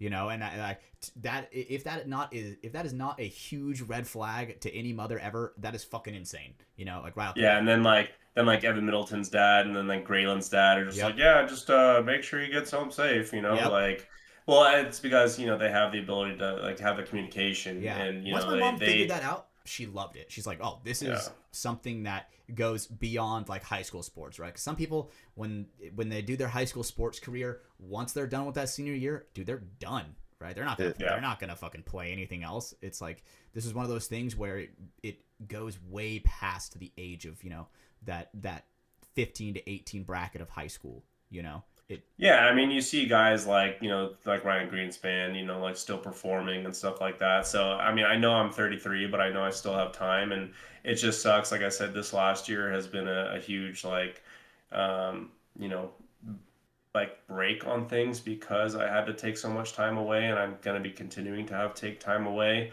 Mhm. Part of me is just like, I don't know what the future looks like for me in paintball right now. I'm really focusing my priorities on my wife and everything. Unfortunately, I'm not gonna be able to make it a cup, and it just sucks, man. Because I'm like, man, I wanted to finish off the season, but with everything with my wife's going through, every minute with her is precious, and just being present for her. And I feel like there's going to be a time where I'm going to be able to come back, and I'm probably going to be a little different mentally, Mm-hmm. and I feel like being around you guys is going to be more precious, like being out at the sport, being out at the field is going to be more, It's even heart precious filling now, to me. but It absolutely. is, yeah. And I know one of the things I I told know you what you mean. before is Sorry. how well, and the thing is, like, when I tell you how like paintball is a privilege, this is why I bring up paintball being a privilege, because for one, like, after my fraternity days, is I picked up habituals, and when I mean habituals, like I got really involved with drugs and alcohol for a while, and I got into a lot of trouble, made a lot of bad decisions. So the last time I had played before the drugs really got bad was like 2014, 2015. I played a Mm. couple AFPLs, Okay. and that was just randomly. I had my gear probably hadn't been cleaned in a while, because like 2012 was when I stopped to go to school, and then I played like a couple times after I graduated. But those were times where like I was starting my drug addictions, and my drinking was getting Mm. pretty bad. And I was playing with this group of guys, and they were actually some of the guys that still compete in like the WCs. But there was this team we had together. It was the Cobras. We were playing as the Cobras at the AFPL, and we won two. The two I played with them, we took first, right? But I was severely coked out at those times, and Mm. like in 22 years old is when I started like my true drug addictions. Like I was Mhm. doing a lot of like uppers, with What like was that time frame like? Like ecstasy, molly. 22 to what? So I mean, like of course I was drinking and smoking weed as a college student, 18 to, like Being all starting at eight, cool. yeah, whatever. But it was like 2000, I think the beginning of 2012 was when I started like getting more involved with like the rave scene, and like, I would take Okay. ecstasy here and there and stuff like that, but it wasn't something that was consistent. Gotcha. It was Okay. when it was like this, like not too long after my 22nd birthday, that I started, indulging in cocaine. Okay. Um, and for me, it was something that just it took off, right? It was something like I would do cocaine and go work out. Just I fucking would do loved it. cocaine and go. Oh yeah, it was for me. I love the upper energy. Like I've never been into downers or opiates or anything like that. I love energy, right? Like you guys Yeah. can tell, I'm always energetic and shit. 100%. So for me, it was something to like dude, because a lot of the guys in my fraternity, and honestly, the fraternity is the thing that got Exposed it to introduced you? me to yeah, Okay. because I remember for the longest time I was like, oh, I'm never gonna do that shit. Fuck that, like Red this. Ribbon That's Week, bro. so I fucked pledged up. my life to never doing drugs, when I was in Yeah, elementary well, school, and sixth grade. then that time came where I'm like, I'm 22. Let's see, everyone's doing it. Let's just see I'm what not the a kid harm is, anymore. Yeah, so at 22, I picked it up, and throughout, those like college years too, I was also dealing with a lot of mental health things where I was trying to like figure out like the imbalance I had going on, and I do think a lot of that imbalance was from the drinking, the weed smoking, and cocaine, but I just never really wanted to admit to that. I just thought I was, dealing with a lot of like anxiety, like OCD type tendencies, Mhm. and just I couldn't figure out what was going on. It You was think the hard for me drugs to could have been fueling function. that? Oh yeah, no, definitely. Like I Okay. said, I was kind of in denial. I think about it, or I Gotcha. didn't really choose to think that like, oh yeah, no, this might be an underlying factor. Okay. But um, from like 2010 to 2015, I was really trying to focus on like this mental health, and I had taken all different kinds of prescription medications, pharmaceutical shit, and they Hmm. all just gave me the worst fucking side effects and really just fucked me up. And so what ended up happening was in 2015 2015, I was like at the height of like my drinking and doing cocaine. Actually, it probably wasn't the height just yet, but it was getting there. Hitting the I climax of the mountain. actually, yeah, and what ended up happening was is at that time I started taking a medication called Abilify. And this medication called Abilify was like the hot new antidepressant kind of thing. And what they didn't know here in America is that there was like three main side effects that people exhibited from this Abilify. There's actually a whole like class action lawsuit. You guys should look this up. But Really? one of the main side effects was compulsive gambling. Oh hell yeah. And so I don't think I've ever really told you guys this. I always joke about the cocaine and stuff, but I've never really told anyone this. But so starting in 2015, like fraternity guys, we got together, had a casual poker game, and next thing you know, I'm like, oh, this is fun, and I started going to the more of these like typical weekly at home poker games, Oh and then hell next yeah. thing you know, Oh yeah. I would get invited to this other poker game with these other people, and then get invited to this other poker game, and I got involved in all these underground poker games and started getting to the point where like I wasn't really working, so like I was getting money and I was not good at poker at the time, I'll tell you that. And I started losing a lot of money and I started taking a lot of marks and borrowing money from people, and it got to the point, man, where it was so bad where I was like in such an addiction with it, and on top of the drinking, the smoking, the cocaine, that like I was thousands of dollars in debt to Like people. loan And I mean, I sharks? was no, I mean, like I was like manipulative as fuck, dude. Like I was like shisty. I was doing a lot. Like I said, when I talk about making bad decisions, I was one of those things where like I wasn't getting arrested. I wasn't like committing crimes. My bad decisions were like Affecting people I close? yeah, compulsively lying to people and manipulating people for them to give me money so I could go gamble, and then I would, lose the money, and then dude, I must have gone through every Wow. contact, dude. Well, the thing is, like I said, with being bad at poker, you lose money, right? So, and I would freak out, and I'd be on a high. So I'm like, high. I'm Mhm. like, man, I gotta get this money to go pay this person back, but I just lost the money that I borrowed from someone else. So what I would do is I'd borrow, money from this person to pay this person back, but then I decided to go gamble because I thought I was going to double up and then be able to pay people back, and it It was bad. so really quick, looking a little more deeper in this. Yeah, it not necessarily like gambling, but it does decrease the impulse control in someone, and then which further goes Oh, so into you got the gambling and taste of whatnot. So gambling and you're like, oh, impulse control out the y- fucking window for yeah, gambling. That was Well, your yeah, so thing. when they came out with the commercials, like like, oh, if you or someone you know has mesothelioma, like they Oh, did I the same love thing. It those. was like if you or someone you know has taken Abilify and experienced compulsive gambling, sex addiction, overeating, you're mhm. entitled to a lawsuit, right? And so Think what about ended up that with the COVID happening 19 was, vaccine. well, and this was probably the lowest part of my life because I was never a man of my word. I was manipulating people. I didn't have the money to pay people back. I'd have people calling me, texting me all hours of the day wanting their money, and I was too much of a coward to like communicate with them and give them their money back because I didn't have it. Mhm. And it got to the point where it was so bad, man. I pawned off shit, I sold off shit, and at one of those AFPLs, we were on the way home, and I remember on my phone like doing online poker, and I lost. Right, I lost a bunch of money, and Oh, jeez. I had my Lux 1.5, my 1 of 5 digi camo, No. and that what I ended up doing is I asked one of the guys on the team if he could lend me $400, but he wanted collateral, and I gave him my Lux 1.5, and I never saw that Lux ever again. And it was bad because I Holy mean fuck.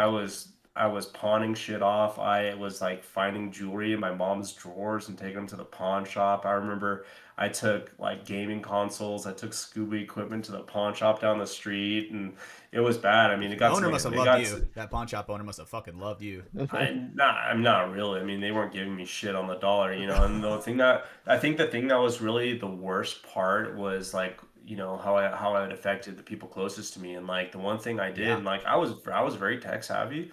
Somehow I managed to get on my mom's computer, found a way to log into her bank account, What? cleared out her bank accounts, What? transferred everything to me, cleared out my bank accounts, and then the next day I went and claimed fraud. And then somehow my mom found out and stuff, and like she threatened to arrest me and all this stuff. Like, Oh yeah, my dude, it god. was bad. Like I was going through these phases where like I wasn't able to man up and tell people I fucked up and stuff. I mean, I was, like I said, I managed to get money from my chiropractor at the What the time. fuck? What a good Yeah, bro, chiropractor. like, dude, well, the thing is, this dude, Dean, God bless him, man. He was such a cool dude, and he taught me a lot of shit, helped me with a lot of Odin. bullying issues. But yeah, he was this dude from New York, dude. He's the New kind of guy York. like that Italian motherfuckers Oh that you yeah. like. You don't if you don't pay back, you get knees capped, kind of thing. Um, and so, I would borrow money from everyone I could think of. Anyone that would respond would, that would give me money. Hey man, I've got this audio engineering project I'm doing. I need to buy this music program to do this project. Can you help me out? I'll definitely pay you back once the project's done and I get paid. Hmm. Dude, I could sell a bird a feather. You know what I mean? Like it was Yeah. just like obviously now you guys see like I did sales for 4 years Uh-huh. and now I'm transferring.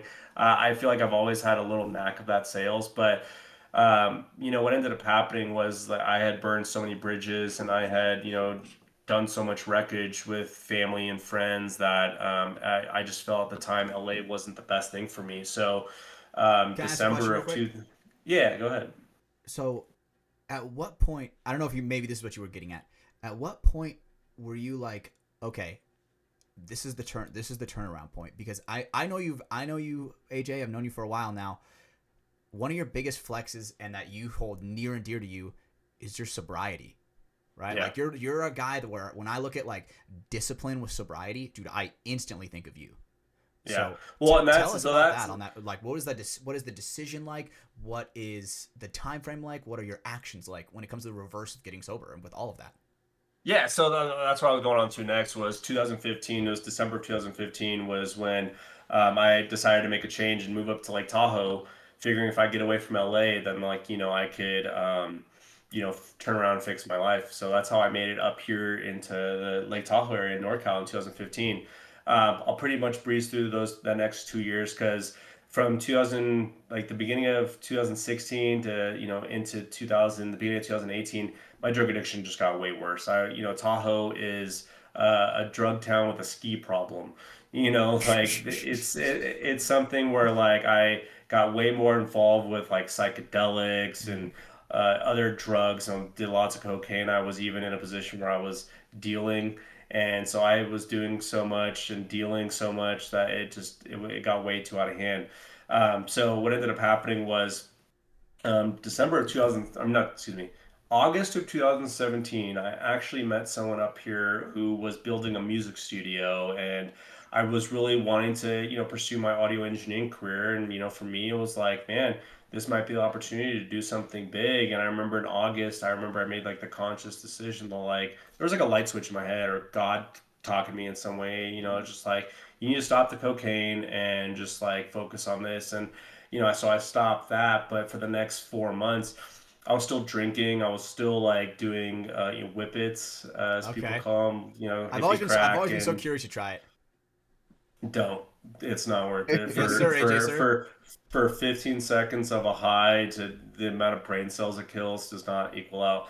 But anyways, so I was a substituter. Like I would get rid of one substance to move on to the next. And what happened was from August 2017 till about New Year's, I was doing so many whippets. I deprived my brain of oxygen to where in January of 2018, I actually went into a state of psychosis. So it was one of those things where it wasn't like a conscious decision where I decided like, oh yeah, I need to get sober. Like it was something where like I ended up in psychosis and ended up in the emergency room. And if I didn't, go get help and go to a rehab and detox and stuff, I would have been clinically insane. I probably would have ended up dead. So for me, it was like, this is what I had to do if I wanted to continue living. And I couldn't keep living the way I was. Mm-hmm. So I got sober on January 10th was my first 24 hours. January 10th is when I claim as my sobriety date. Um, and I did time in a rehab. And once I got released, I just went back to Tahoe and decided I needed to make a change with, a group of friends, the places I was hanging out, the people I was seeing, all these things. And so for like that first year, 2018, I really focused on just, getting a job and working. I was working at the boat company, working with boats and outdoors. And I was going to, a lot of AA meetings, getting involved with like young people's groups and doing a lot of service positions and things like that. And I remember that first year I was working full time. I was working 7 days a week. I was working at the boat company, working at the music studio, and I really got into the whole working and being healthy and going to the gym. And then next year came around, and it's so funny because I was actually at an AA conference in uh, Boise, Idaho. This was January of 2019. They have these conferences all over the world and all over the United States. They're called Young People and Alcoholics Anonymous conferences. Really fun. But They sound really fun. so be it. I met this guy at in Boise. His name was Jared, and Oh, so and you guys know him as Reno. oh, Um, dude, the lore right now. Reno. Reno. So I met Jared, and I had seen, on his Facebook, I saw him at a picture playing paintball. I was like, "Hey, dude, you play paintball?" He goes, "Yeah, man. I've been playing for years, and I play at this place down in Sacramento." I was like, "Dude, I was so into paintball. I don't know what happened. Like, I think my drugs and alcohol addictions took me away from it. I've been really wanting to get back, but I didn't know if I ever could. I didn't know how. I didn't know where to go." He's like, "Well, dude, like, you should definitely like come down with me one time to, Capitol Edge. I can introduce you to these guys, and they might be down to have you play with them." And so I was like, "Fuck, dude!" And I had saved up a bunch of money Holy that shit. that year, being sober. I went down to this one shop, Predator Paintball or something in Roseville or Oh yeah. something. Yep. And I remember, because I didn't know about Sac Paintball at the time, I didn't know any other stores, but I went there. I remember I spent like 4 grand. I went there and got the Holy Alex shit. Goldman CS2. I got the tank. I I got the hopper. remember when you had I that. got, yeah, I had the TFX2. I had the strapless pack. I got the pants. I remember I got those Empire pants that I thought were cool, but they weren't anymore. And I got all the gear and stuff, and I was so excited. And that's how I, essentially got back into the sport. And um, Jared was able to introduce me down in Cap Edge to the squad guys, and I got really involved with them, and that's kind of what led me back into where I am now. And what's beautiful about it is that, like, to this day, Jared's one of my best friends, and he's a person that like I can truly thank for helping me get back into the sport because, like I said, I didn't think I was ever going to play again. Hmm. So for me, when I say paintball is a privilege, it's like, man, it's a blessing I met Jared. I wouldn't have met Jared if I wasn't sober and in AA, Wow. like I wouldn't have met, the squad guys if it weren't for Jared, if it weren't for me being sober. I wouldn't have met Paul if it Dude, weren't for our paths wouldn't even have Jared. crossed. No, I would never have known you Holy guys if I shit. wasn't sober. And I think it was those times where like I felt, helpless. I felt like I didn't think I would ever be able to do what I love again. Hmm. And obviously me getting sober changed all that. I was able to like structure my life around like a solid program of, like inventory and, taking part in things and being a man of my word and, just being able to accept responsibility and things like that. And it's weird how all that spiritually like lines up things in life that you deserve, Yeah, that is and crazy. so yeah, and so like like I said, I joke around a lot about drugs and stuff like that, but it's for me it's a vicariously funny way to live because I know if I were to drink again, if I were to do drugs again, like paintball would be a thing for me Yeah. because I all my stuff would be sold, all my stuff would be gone. I wouldn't, I would not want to be, or you guys would not want me around. Let's put it that way. And that's how it felt the last time I played paintball before I got sober. Is I was the guy before our matches, after the matches, doing cocaine in the car before we stepped on the field. Holy shit. I was the guy when everyone was in the hotel room trying to go to sleep. I'm in my car in the parking lot doing cocaine. Like, and I never got, we won those events, but I didn't get asked back. Like those guys Oh, knew what I was going through, and but like I said, since then I've seen most of those guys out at WCs, and man, it's a true blessing that I got to go to those guys and be like, hey, you know what? I was in a bad place. I did some fucked up shit, and I hope I never do that to any of you guys again. And if there's anything else I did, please let me know. I'd be willing to like make amends for that right now. And a lot of those guys were just happy to see me out there and healthy, Yeah. you know? Okay. One Getting thing I want to closure. ask is there is a huge stigma about when it comes to reaching out and getting help, especially for men. Tell us if someone else was in the same boat as you were back then, how would you steer them in a direction? What advice would you give? I mean, there is no harm in asking. I think what a lot of people, especially a lot of men, are in fear of is like that, like being ridiculed, right? Like men Mm-hmm. are supposed to be, the epitome of, do it yourself, figure it out, Mm-hmm. like be a man, stand up for yourself, like have a backbone or things like that. I think a lot of guys, and it's unfortunate that a lot of those people that feel like they can't ask for help end up leading to suicide and things like that. Yeah. I think a big part of asking for help is just surrendering to the idea that like people are actually willing to help. Yeah. Like You're not people alone. want to help. People want to see you happy, healthy. And I mean, you're seeing a huge shift in today's world. Like you're seeing this huge paradigm shift where a lot of people are realizing sobriety is like the happier way to live and Oh, the hundred healthier way to percent. live.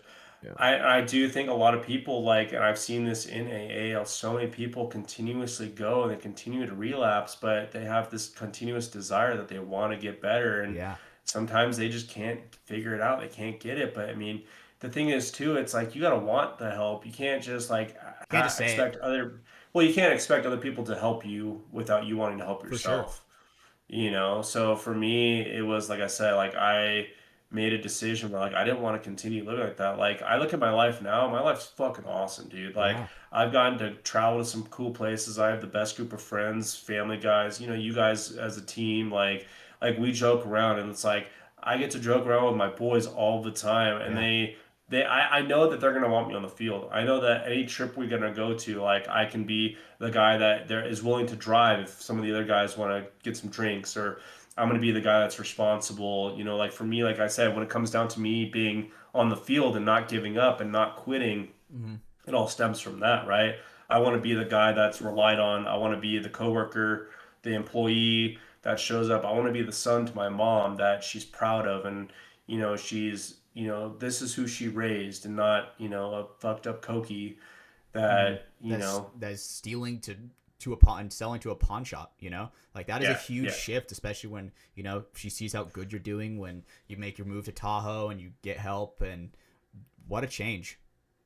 Well, and like I said, it was funny because when I first moved to Tahoe over the first 2 years, I just brought my problems with me. I just did them somewhere else. And the thing is to be able to get sober and clean in an area that is known for its partying, for its, hippie It's a lifestyles and lot of all that discipline stuff. because you see us drink Yeah. it. You see us drink. Like sometimes when we lose after an event, we have some beers and stuff like that. Like it takes an incredible amount of discipline. Like I would assume, right? Because you But see see what you us guys, do it. I don't know if you guys truly don't know this, but like I never judge you guys. Like, oh, I want you guys to I have never felt fun. like Like that. I wish, No. And I you've wished even I said it. would. Yeah, I wish I was able to drink like you guys. Like, it's one of those things where I love like living vicariously through Paul and Chim and not Zach, but you know, but like living vicariously through you guys is always fun because for me it's like, I get to enjoy being present. I get to remember everything, and like I said, I get to enjoy like having the closest people in my life are people that want the best for me. They support me 110%. Like there are people I've had to cut ties with because they just didn't understand it. Like, why are you sober? Like, what do you do for fun now? Like what do you what do you do? Like it's like, well, you truly don't understand. So it's like I don't need I to can't, associate myself with you. dude. I can't fathom that. I don't know. I don't know. I can't fathom like that Yeah, that but mindset. I guess right. well, It it's well. just Here's the thing: is when I started dating Kara, that was one of the things that drew her to me, is because she was sober, and I'm pretty sure you guys know when it comes to dating, it's like it's one of the top things. Like, hey, first date, you want to meet up for a drink, or you want to go have some dinner, maybe grab some drinks afterwards. Like, it's such a common thing to relate drinking to things, right? Hundred Like when you percent. It's a think about social like thing. going to, it's such a social thing, and like for me, I was never the private drinker. Like I never drank at home. I was always the social guy. That's when you So knew for you me, were it fucked was- up. If you were drinking it like at home by yourself, that's when you knew you had a problem right away. Well, the thing is, like for me, like only times I would drink at home is I'd have like a 6 pack of like some tasteful beers and with dinner, I'd be producing music, but I'd have a plate of cocaine, like, and I'd be 15 hours of producing music and stuff like that. That's when I know it's a fucking problem. And then Yeah. like it's 4 a.m. and I have to be at work at 7. Only Like, do another line to get to there at 7. yeah, that's how it came to me. Like it got so bad to the point where I had to do cocaine to go to sleep. What fucking So way is that, ironic. really? Is it actually? Like, Yeah, if you ask people that have had severe addictions, like that's such a true thing of like because it ends up relaxing you because a lot of people don't realize, which just blow my mind, is that like people build up tolerances to the point where they have to do their to feel normal. yeah. Yeah, So it's so high, right? It's I've heard that with like caffeine as well, right? It's people I'm able to drink a cup of coffee and just lay down and close my eyes Yeah, to you know drink, that- to sleep. yeah. It's hard because it's like it makes the argument for like a gateway drug actually real, right? Because it's like people are like, oh man, well, like this isn't getting me as high anymore. Let me move on to something like what's next? Like what's gonna beat that, right? And I think it's so hard, especially nowadays, because I think we're kind of people still do drugs, but I think we're kind of like at least the younger generation finds that so much less appealing now because of the Yeah. fentanyl problem. Like, See, that is such a I- prevalent thing now where it's like, you don't even know. You Yeah, don't you even would know. think that. You would think that, but for the longest time, I've always said, when people are like, oh, marijuana is a gateway drug. Like, dude, no. What really is the gateway is like your past and like the traumas people experience and the emotions that you have to endure. I think the true gateway is like the influences around you and like look at social medias these days, Interesting. right? And like when you think about like the whole vaping industry and like tobacco industry, how they Oh, for target sure. these young Vape on kids. Fruit I Loops. feel like, well, I just remember being like in junior high and stuff, and you found out about that one kid that smoked cigarettes, and you were like, man, like, is he cool or is that like a gross habit? Or like, I think it comes down to like what you wanted your status to be, right? Yeah. And like, 'cause I remember a lot of the kids that I knew that I found out years, afterwards that were drinking in high school. I was like, man, I never would have known that, but like, that was one of the cool kids. Like, what the hell? Like, Yeah. I truly think like not one, and I like I said, I'm not claiming any factual things here by saying like weed's not a gateway drug. Maybe it is for some people, but it never was for me. Like it never It was. never Like, was for man, me. this, It never was for me either. man, this weed is so good. I need a hit of fentanyl. I'm Yeah, like, like, no, I need some meth. I feel Yeah, like no, nobody really says that, I think like I said, for me, it was the euphoria of like the upper energy. Like I want to be at the party. I want to be around people. I want to be the guy that people liked. I want to be the life of this party. I want to be the cool guy doing backflips off this beer pong table. Like that's the kind of thing that like would increase my ability to figure out what a true gateway drug was. I think it's like that high of life. Interesting. If that makes sense. So, but yeah, going back to like this whole paintball thing and a privilege, man. Like I said, if I don't stay sober, like I don't get to play. So for me, paintball reminds me of like why I choose to stay sober. It's Yeah. because I get to go out there and do this thing that I'm truly passionate about. Like I look at myself now, like I have the best group of friends that I play with. I get to continuously show up.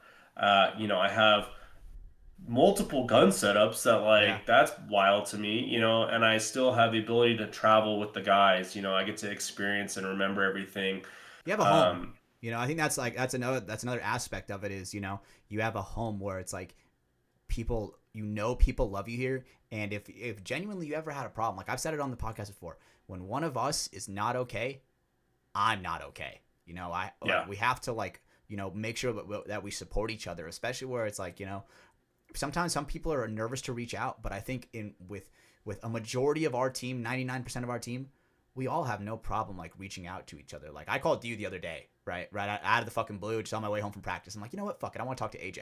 And then while we were on the phone, I was like, while checking up, I was like, dude, fuck, you want to come on the pod? you know, and it was Yeah. just one of those things where we just support each other, right? And I Yeah. wanted to make sure, AJ, you definitely deserve your spot on the podcast for sure. And just, dude, it's a great pleasure having you. And dude, your story is absolutely incredible. To think a true redemption arc, you know, because the way you're describing it with some of your actions, I mean, how do I say this without sounding bad? It's kind of like piece of shit activities, you know, but then you were like, okay, I need to fix it. And dude, that conquering your ego on saying that you need to fix your life because everything is getting fucked, dude, that is a huge mountain. I've been saying that a lot lately. I don't know. I've been trying to stop. But Yeah, no, it's not like one little aspect of it, right? It was a shift to your whole lifestyle. Because if you can't play And paintball, it's a huge aspect of your life, you know, especially if you don't stay clean. Well, that's the thing too. It's like, and before this year, I remember like, if I went a month without playing, I get very irritable. Like I start getting very just frustrated, and I just like start. I don't feel like I don't feel like at peace with myself if I'm Mm-hmm. not out there on the field. Because the field's truly been a place where I don't want to say escape because that sounds like a coping mechanism or like using paintball to cope, but it's just a place where like I literally, as soon as I get past those nets, everything's left out on the field. You know Yeah, what I I think mean? it's Like I'm different. out there Sorry, go in ahead. can that let moment. go. Yeah, yeah, exactly. I think it's that moment where like I'm present, I'm here. Let's go to work, Mm-hmm. and like outside problems, outside issues have no factor on me right now. And whatever is going on, I can handle that shit later. I can, deal with what I'm dealing with later, but this is going to bring me back to earth so I can go back and Yeah. handle things with peace. I feel like it's like two steps because it's like you get to the paintball field, it's like rah, rah, rah, you know, I get to hang out with the boys. And then the secondary layer to that is when you go in the net. When you go in the net and it's like, just like you said, it's like, all right, time to get to work, time to clock in, right? The whole reason why Yeah. we're even out here, right? Because, I mean, sure as fun as the ha-ha, rah-rahs are, we're out there to compete, Yeah. you know? Well, and that's why this year has been so like more emotional for me to be out there at the field and every chance I get, Yeah. like I don't know if you guys, Brandon, I know you wouldn't have heard this because you weren't there, but Hatch, I don't. Before I shared the news with you guys Saturday night, Mm-hmm. before each match when we'd hype each other up, I don't know if you guys heard, but I would yell, "Play like it's your last fucking match, right? For Like play sure. like it's your last fucking time." Because for me, it kind of like that's what I was feeling and going through because that was kind of the reality for me. This year has been tough because, my wife and her cancer stuff and, that continuing to go on. It's been really hard to like subconsciously and like, consciously like have to like be okay with stepping away from, the field to be there, be present for my wife. Mm-hmm. I think any of you guys in relationships understand that, family comes first and, like I had to step away this year, and it sucks because I don't know what the future looks like. But obviously, you talk about Hatch, like we're all there for each other and stuff. And this year has been like a true testament to that. Of you guys truly being there for me. And I've always said for anyone that's out there at Capital Edge, I've always said it to you guys, if anyone is going through it, addiction wise, mental health wise, they're just going through things in life, I'm always willing to talk and at least share my experience. And maybe it helps you guys, maybe it gives you hope or something. But yeah, this year's been tough. And, I truly have been playing like it's my last time because as of right now, like Dallas was my last event Mm-hmm. for the unforeseen future. Mm-hmm. Um,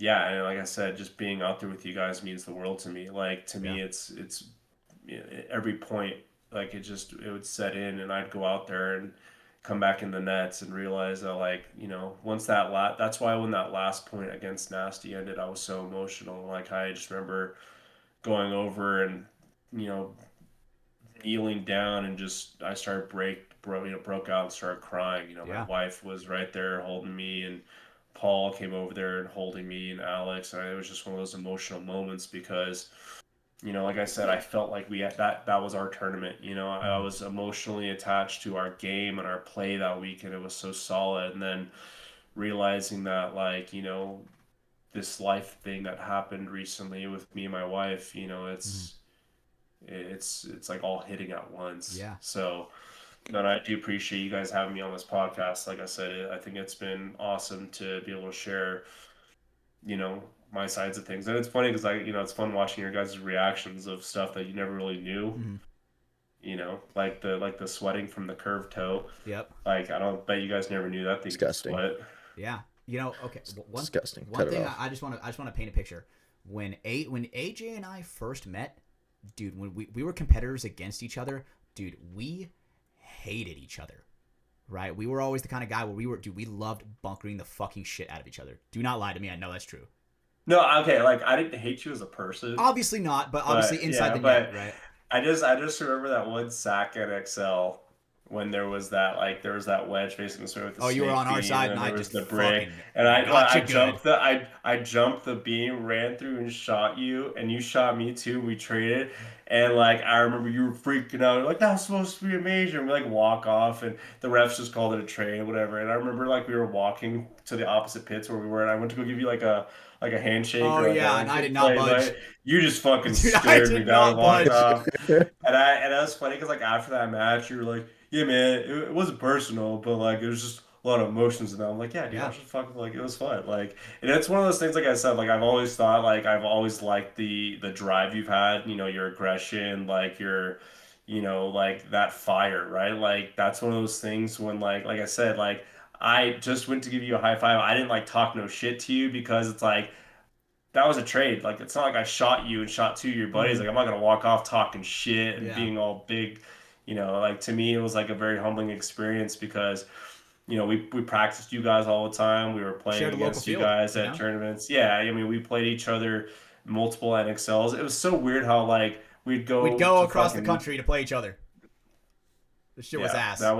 That was our constant story. So it's just and then it come full circle. Now look at us teammates after three and a Right, half dude. years. So Right, and so the picture that I was trying that I'm basically painting is, dude, it's so crazy that from what we started out as, AJ, to dude, you're a fucking brother to me. You know what I'm saying? Like that because when you were like, oh, I want to call a meeting for everybody that Saturday night, I was like, okay, so either AJ is renewing his vows or he's quitting paintball, right? And so like that was what I went into it as, right?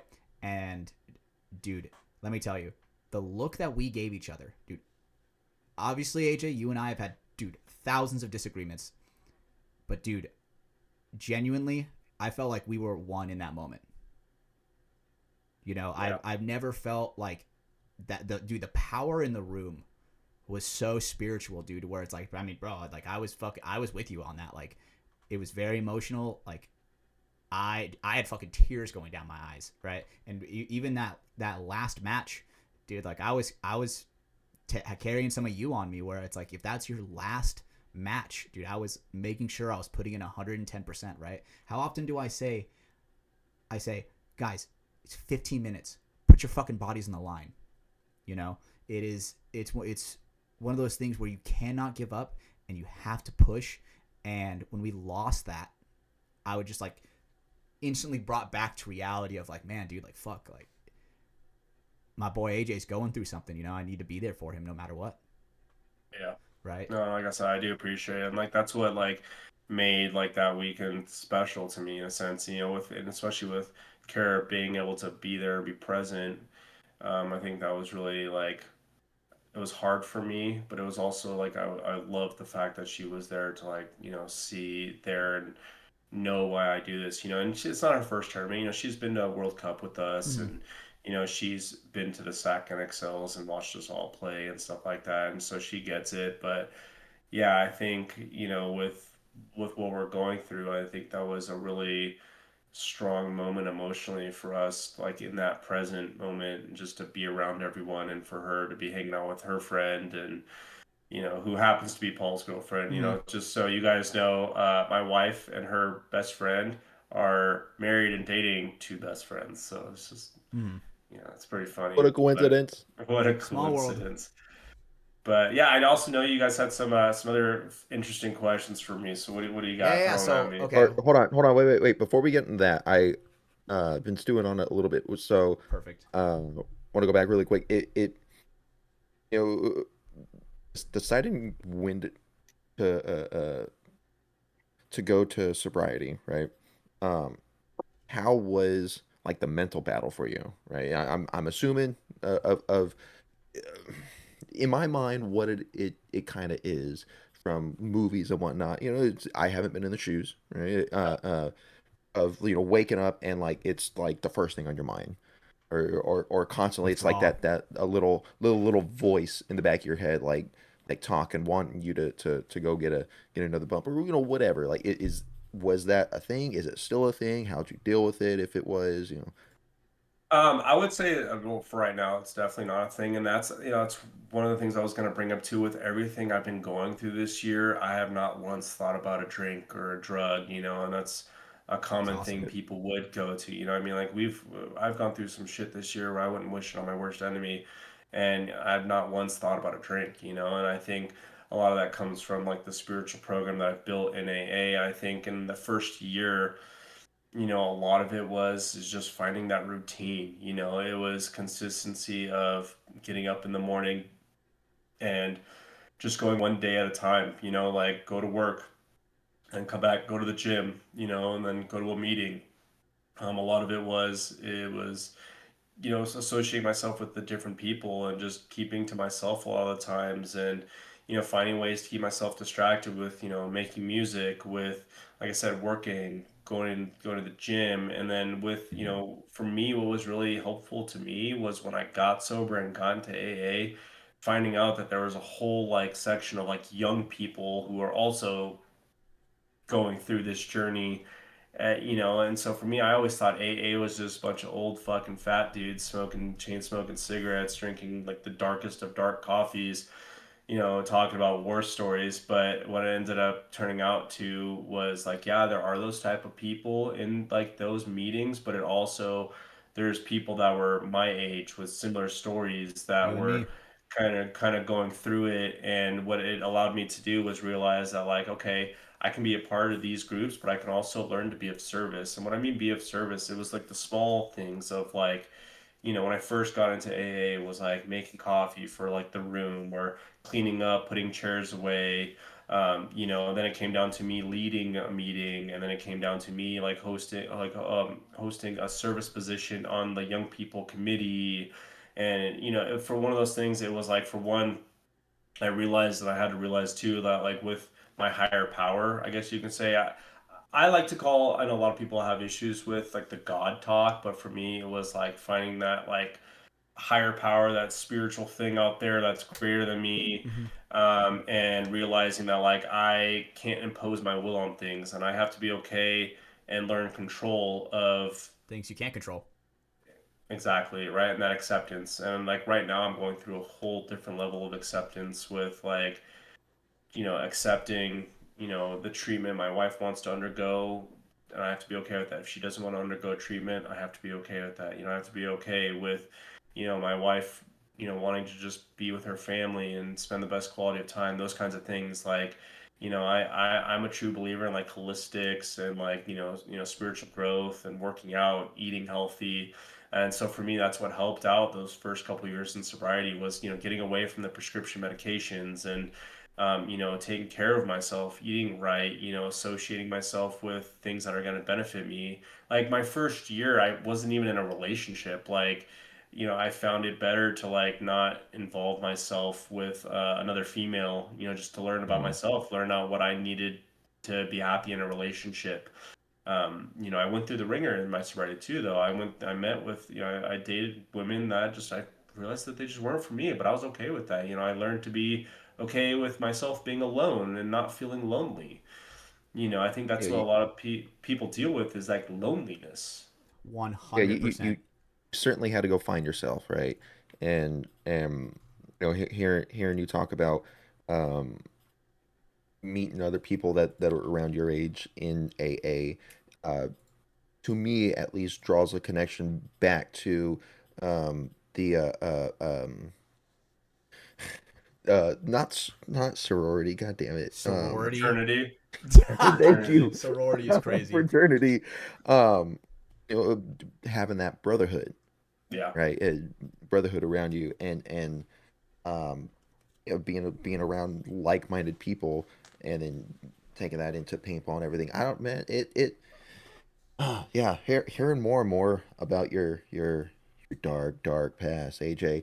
It being able to connect these dots, and it's like, damn, that, god damn it, AJ's been through it. AJ has been through it. You know what It's the bottom crazy. line is like when you talk about like the brotherhood, you talk about like the connections I had with people in AA and fraternity, it all comes down to the big word unity, Hmm. right? Being a part of a unified group of something that is beneficial. And like I always encourage people, regardless if you're an alcoholic, an addict, or whatever, like to do some sort of a 12-step program because you'd be amazed at like what you find out about yourself.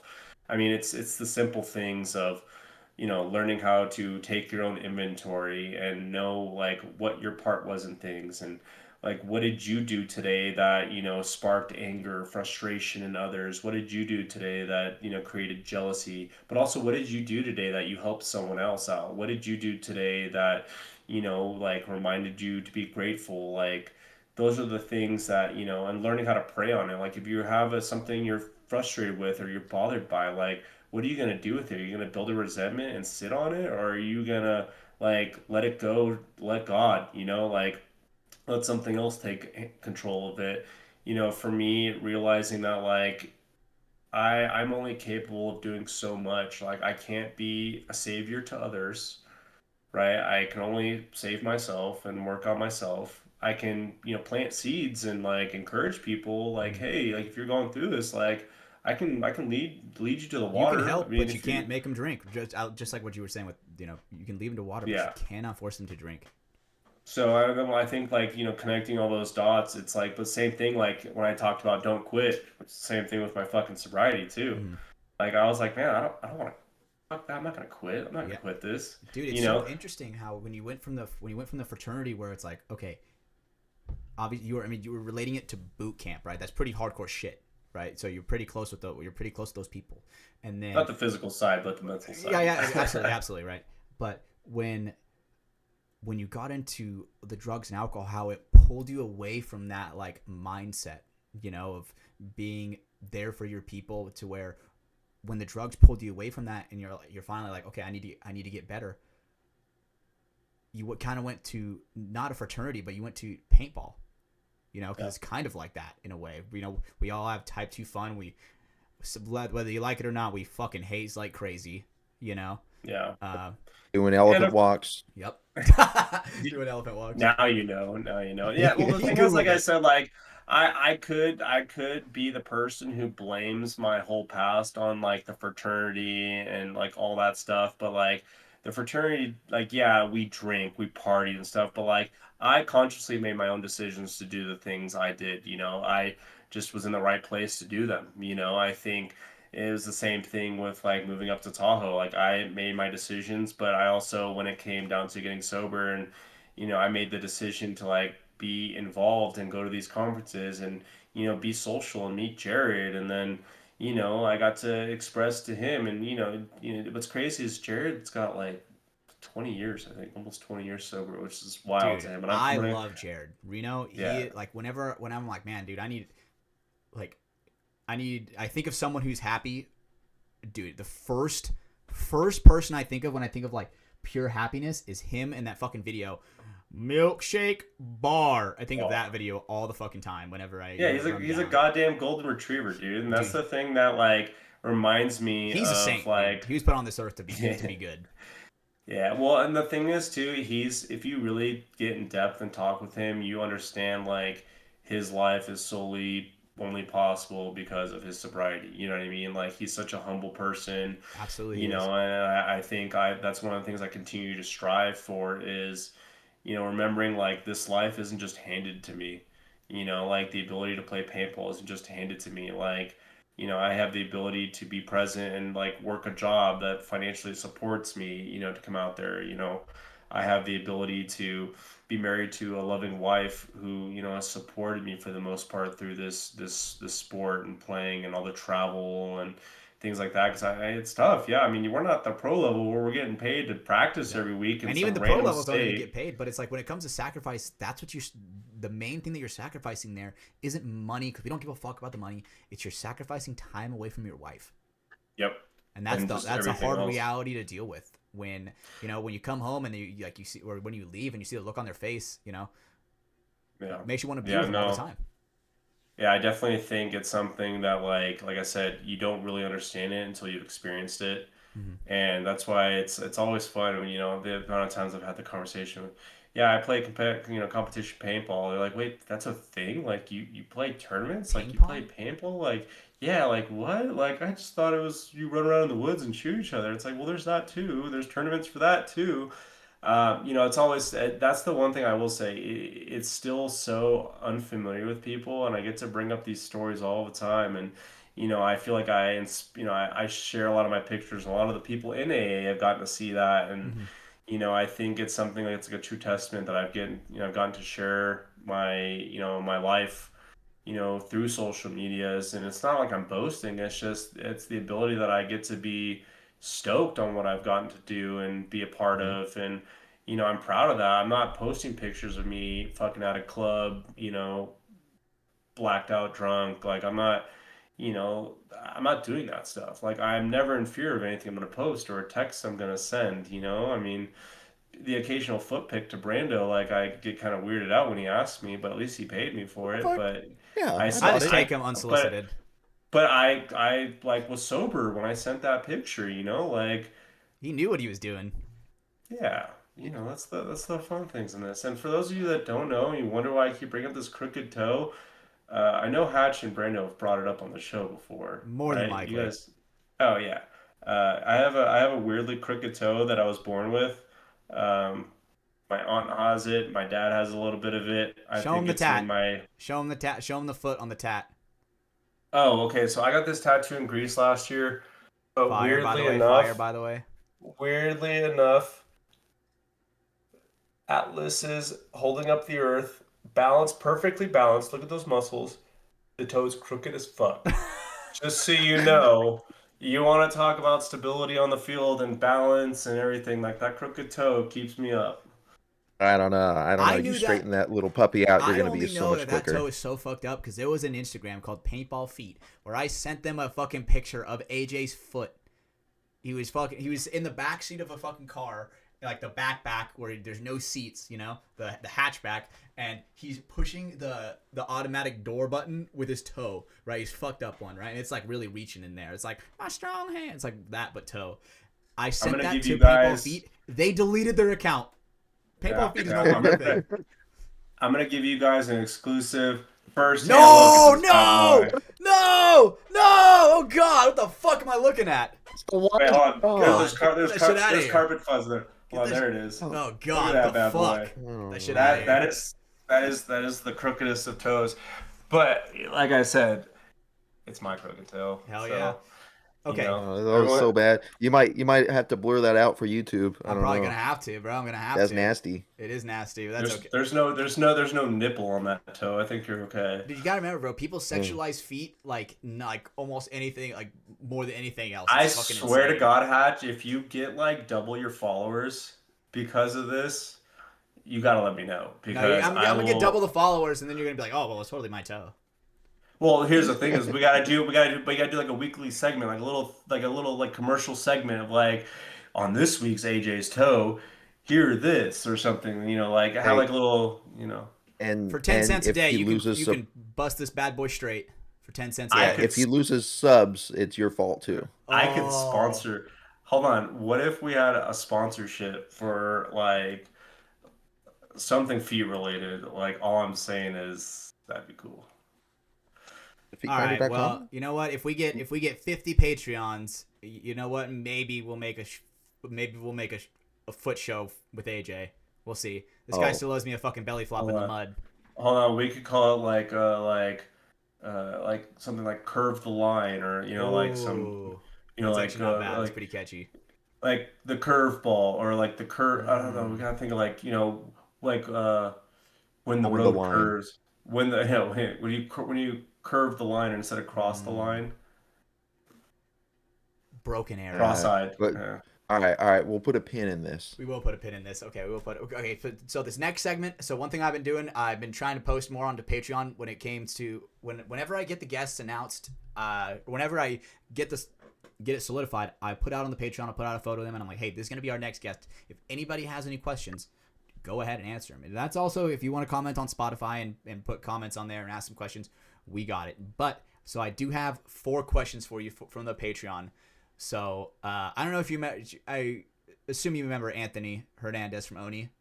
So he wants to ask, why did you let Anthony get clapped while clearing that room in Ready or Not? That's what he wants to know. He wants to know why you letting him get clapped. I mean, I saw a threat. I went for it. He wasn't with me. I don't tell you, man. You know what? You looked right. He did not look left. What's funny is I think this is what I know he's talking about. I think when we were on the boat and we were coming around the stairs and like I see a body. I'm like, oh, Anthony, we gotta go down here. He's like, I'm following you. And then he gets shot from somewhere behind me. He's like, yo, bro, someone just shot. I was like, oh, what the hell? Like I shoot this guy. I come around. I'm like, oh. Forgot about this dude. We should have cleared out this room first. And I get tunnel vision, especially in things like that. It wasn't personal. I just do better. I like that answer. That's way he first of all, Anthony has the Hawaiian shirt, so he should be way better than that.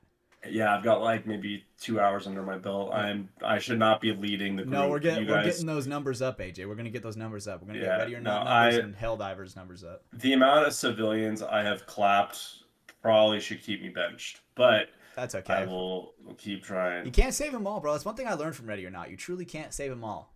I mean, you can, but not every situation. Apparently, that includes your teammates too. You can't save them all. So sacrifices need to be made sometimes. So yeah, just like how you sacrificed Jared on the field.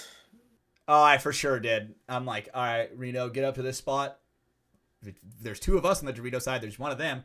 If they come and bunker him, I'm going to have the whole side to myself. So I was like, hey, Reno, get here, look inside. And then sure as shit, the guy comes running down the wire trying to bunker him, and I just fucking lit him up. Trade out Jared, run down the side and win it together. There you go. You kill one, you save 1,000. Well, 100%, dude, 100%. I agree with that completely. But the next question is from Lastro Lopez. This one's pretty funny. If you had to marry anyone on DMG, who would it be? Not Paul. Not Paul? No. Okay, so who would you marry? I'd low-key, if it was me, I'd probably do Brando. I mean, Brando's got a cute booty. He's easy to lift up. Thighs for sure. Yeah, but I also feel like he's easy to lift up is crazy. Yeah, I also hey Brando, how's it going? Oh, he probably. Yeah, no, I know he didn't have his headset on. We're trying to figure out who on DMG would I marry if I had to. Yeah, last row asked if you had to marry anyone on DMG, who would it be? I said you, Brando, deadass. I said not Paul. I think you're cute, Brando. Like you and I always like flirt, in the pits, and you're always like, yeah, of course. I can definitely like discipline him when he talks back. I feel like I said, you're easy to lift up. Me? Yeah, you're like perfect height. If I'm like, yo, I need a beach right now. Beach. Beach. I'm gonna start using that terminology. You wanna walk the elephant walk? Do I put that in the thumbnail? Because I'm gonna start putting it like where it's like a quote that you said. Beach. Right? I need a beach. Yeah. Yes. B-E-E-J. Wow. Yeah. You know what I mean? Like, okay, let's go with it. Brando, will you marry me? Oh hell yeah. If you cut the toe off, yeah. Oh, I was about to say, imagine putting a ring on this toe, bro. Totally. Hold on. Do you think our wives would be okay with this? Probably not, but who cares? Their opinion doesn't matter. Yeah. Yeah, I was gonna say they're women, but I don't want to say that. No, You heard it. Thank you. Just kidding. I love my wife, and her opinion always matters. Right. So this next question is from Justin. Obviously, you kind of gave the announcement you're not going to Cup, but for you, AJ, say if you were going to Cup, because you've been to many Cups before, what would you say is the biggest personal battle you have preparing for an event like that? The biggest event of the season, biggest event in the entire world of paintball. How do you mentally prepare for that? I think I have to remind myself that it's not a vacation. Like everyone thinks World Cup is like, you're around Disneyland, it's a longer stay, you're there for, you A know, fucking week basically. yeah, you're almost there for a Week and a half week. it Like feels like. you're living in these ballin' Airbnbs with The fucking Boys arcade with a Z. rooms, and you're near Old Town. Like there's all these things you want to do, and some way somehow EDC Orlando always lines up the Mm. same fucking weekend as World Cup. And I think for me it's like reminding myself that one, I'm going out there to do work with the boys, right? I'm not going for vacation. And of course, like every other tournament, it's hydrating, eating well, practicing, taking care of your body, and those are all things. But I think with World Cup, it's such an exciting experience. I think it's being mindful of like, yeah, you're there to have a good time and have fun, and there's so much going on, but you also have to remind yourself that like because there's going to be so much going on, I can't let myself get distracted too much. Mm. And I mean, I mean, we haven't really had like the greatest World Cup, like showings, but when I think about it, I think like, well, there's going to be more days of play. They spread out. You have two prelim games Thursday and Friday, and then there's 2 days of playoffs. If Mm-hmm. you do make it to Dude, in playoffs. lower divisionals, it's like you get one prelim on Thursday, two prelims on Friday, and then another prelim on Saturday. At least that's what it used to be like. I don't know about now. Yeah, so I mean I think that happened to us once too when I was with squad. It was the same thing. It would be like 1, 2, and 1, and with that being spread out, I think it's just like that managing of your body and like being out at the field and being Florida's hot, Preserving your Florida's energy. heat. Yeah, preserving your energy. Florida's heat hits differently than like the Texas heat does. Being mindful of just there's a lot of emotions. It's the biggest event of the year. Just like managing your emotions and your energy levels. I mean, that's You really can it. it's palpable. Like you can feel the energy, not just from you, but it's such a bigger tournament. It means so much, and Yeah. it's there's so much going on. It really is. You can You feel the really do intensity have through the to grass. control. Like if you were to just take your Crocs off, you know what I'm saying, and just put your bare feet, you can feel the energy of like everybody who's walked on it. It feels like World Cup is just such an atmosphere that, just like you said, Yeah, Brennan, my it's palatable. when I would take my slippers off because I don't wear Crocs, I would occasionally feel my crooked toe hook on a piece of grass. But yes, you feel at peace when or you're walking around, and it is really cool because there are vendors out there that are putting on all kinds of shows, and there's all kinds of discounts and sales, and that's the time to buy gear. So it's like you get so caught up in like the material sides of things that you got to remember that like I still am here to play paintball. I'm like last year, I mean, it was tough because like we had three fucking teams in one Airbnb. We had us, we had the D4, we had the girls, Yeah, that and was a like lot to keep track of that for sure. so there's that too, right? Like it's like yeah, every tournament we're at an Airbnb, we got to get our groceries, we got to do laundry, we got to stay You got to hydrated, do cook. our team meetings and stuff like that. Yeah, right. But now when you have two other teams and then you've got girlfriends, wives, you know, dads, Women just bring a whatever, whole other like distraction. it is. It really is. So I think that's the biggest thing with things like World Cup. It's train like you do with every other tournament, but just remember that World Cup is the biggest showing of the year. That's and it's the Yeah. last one of the season, right?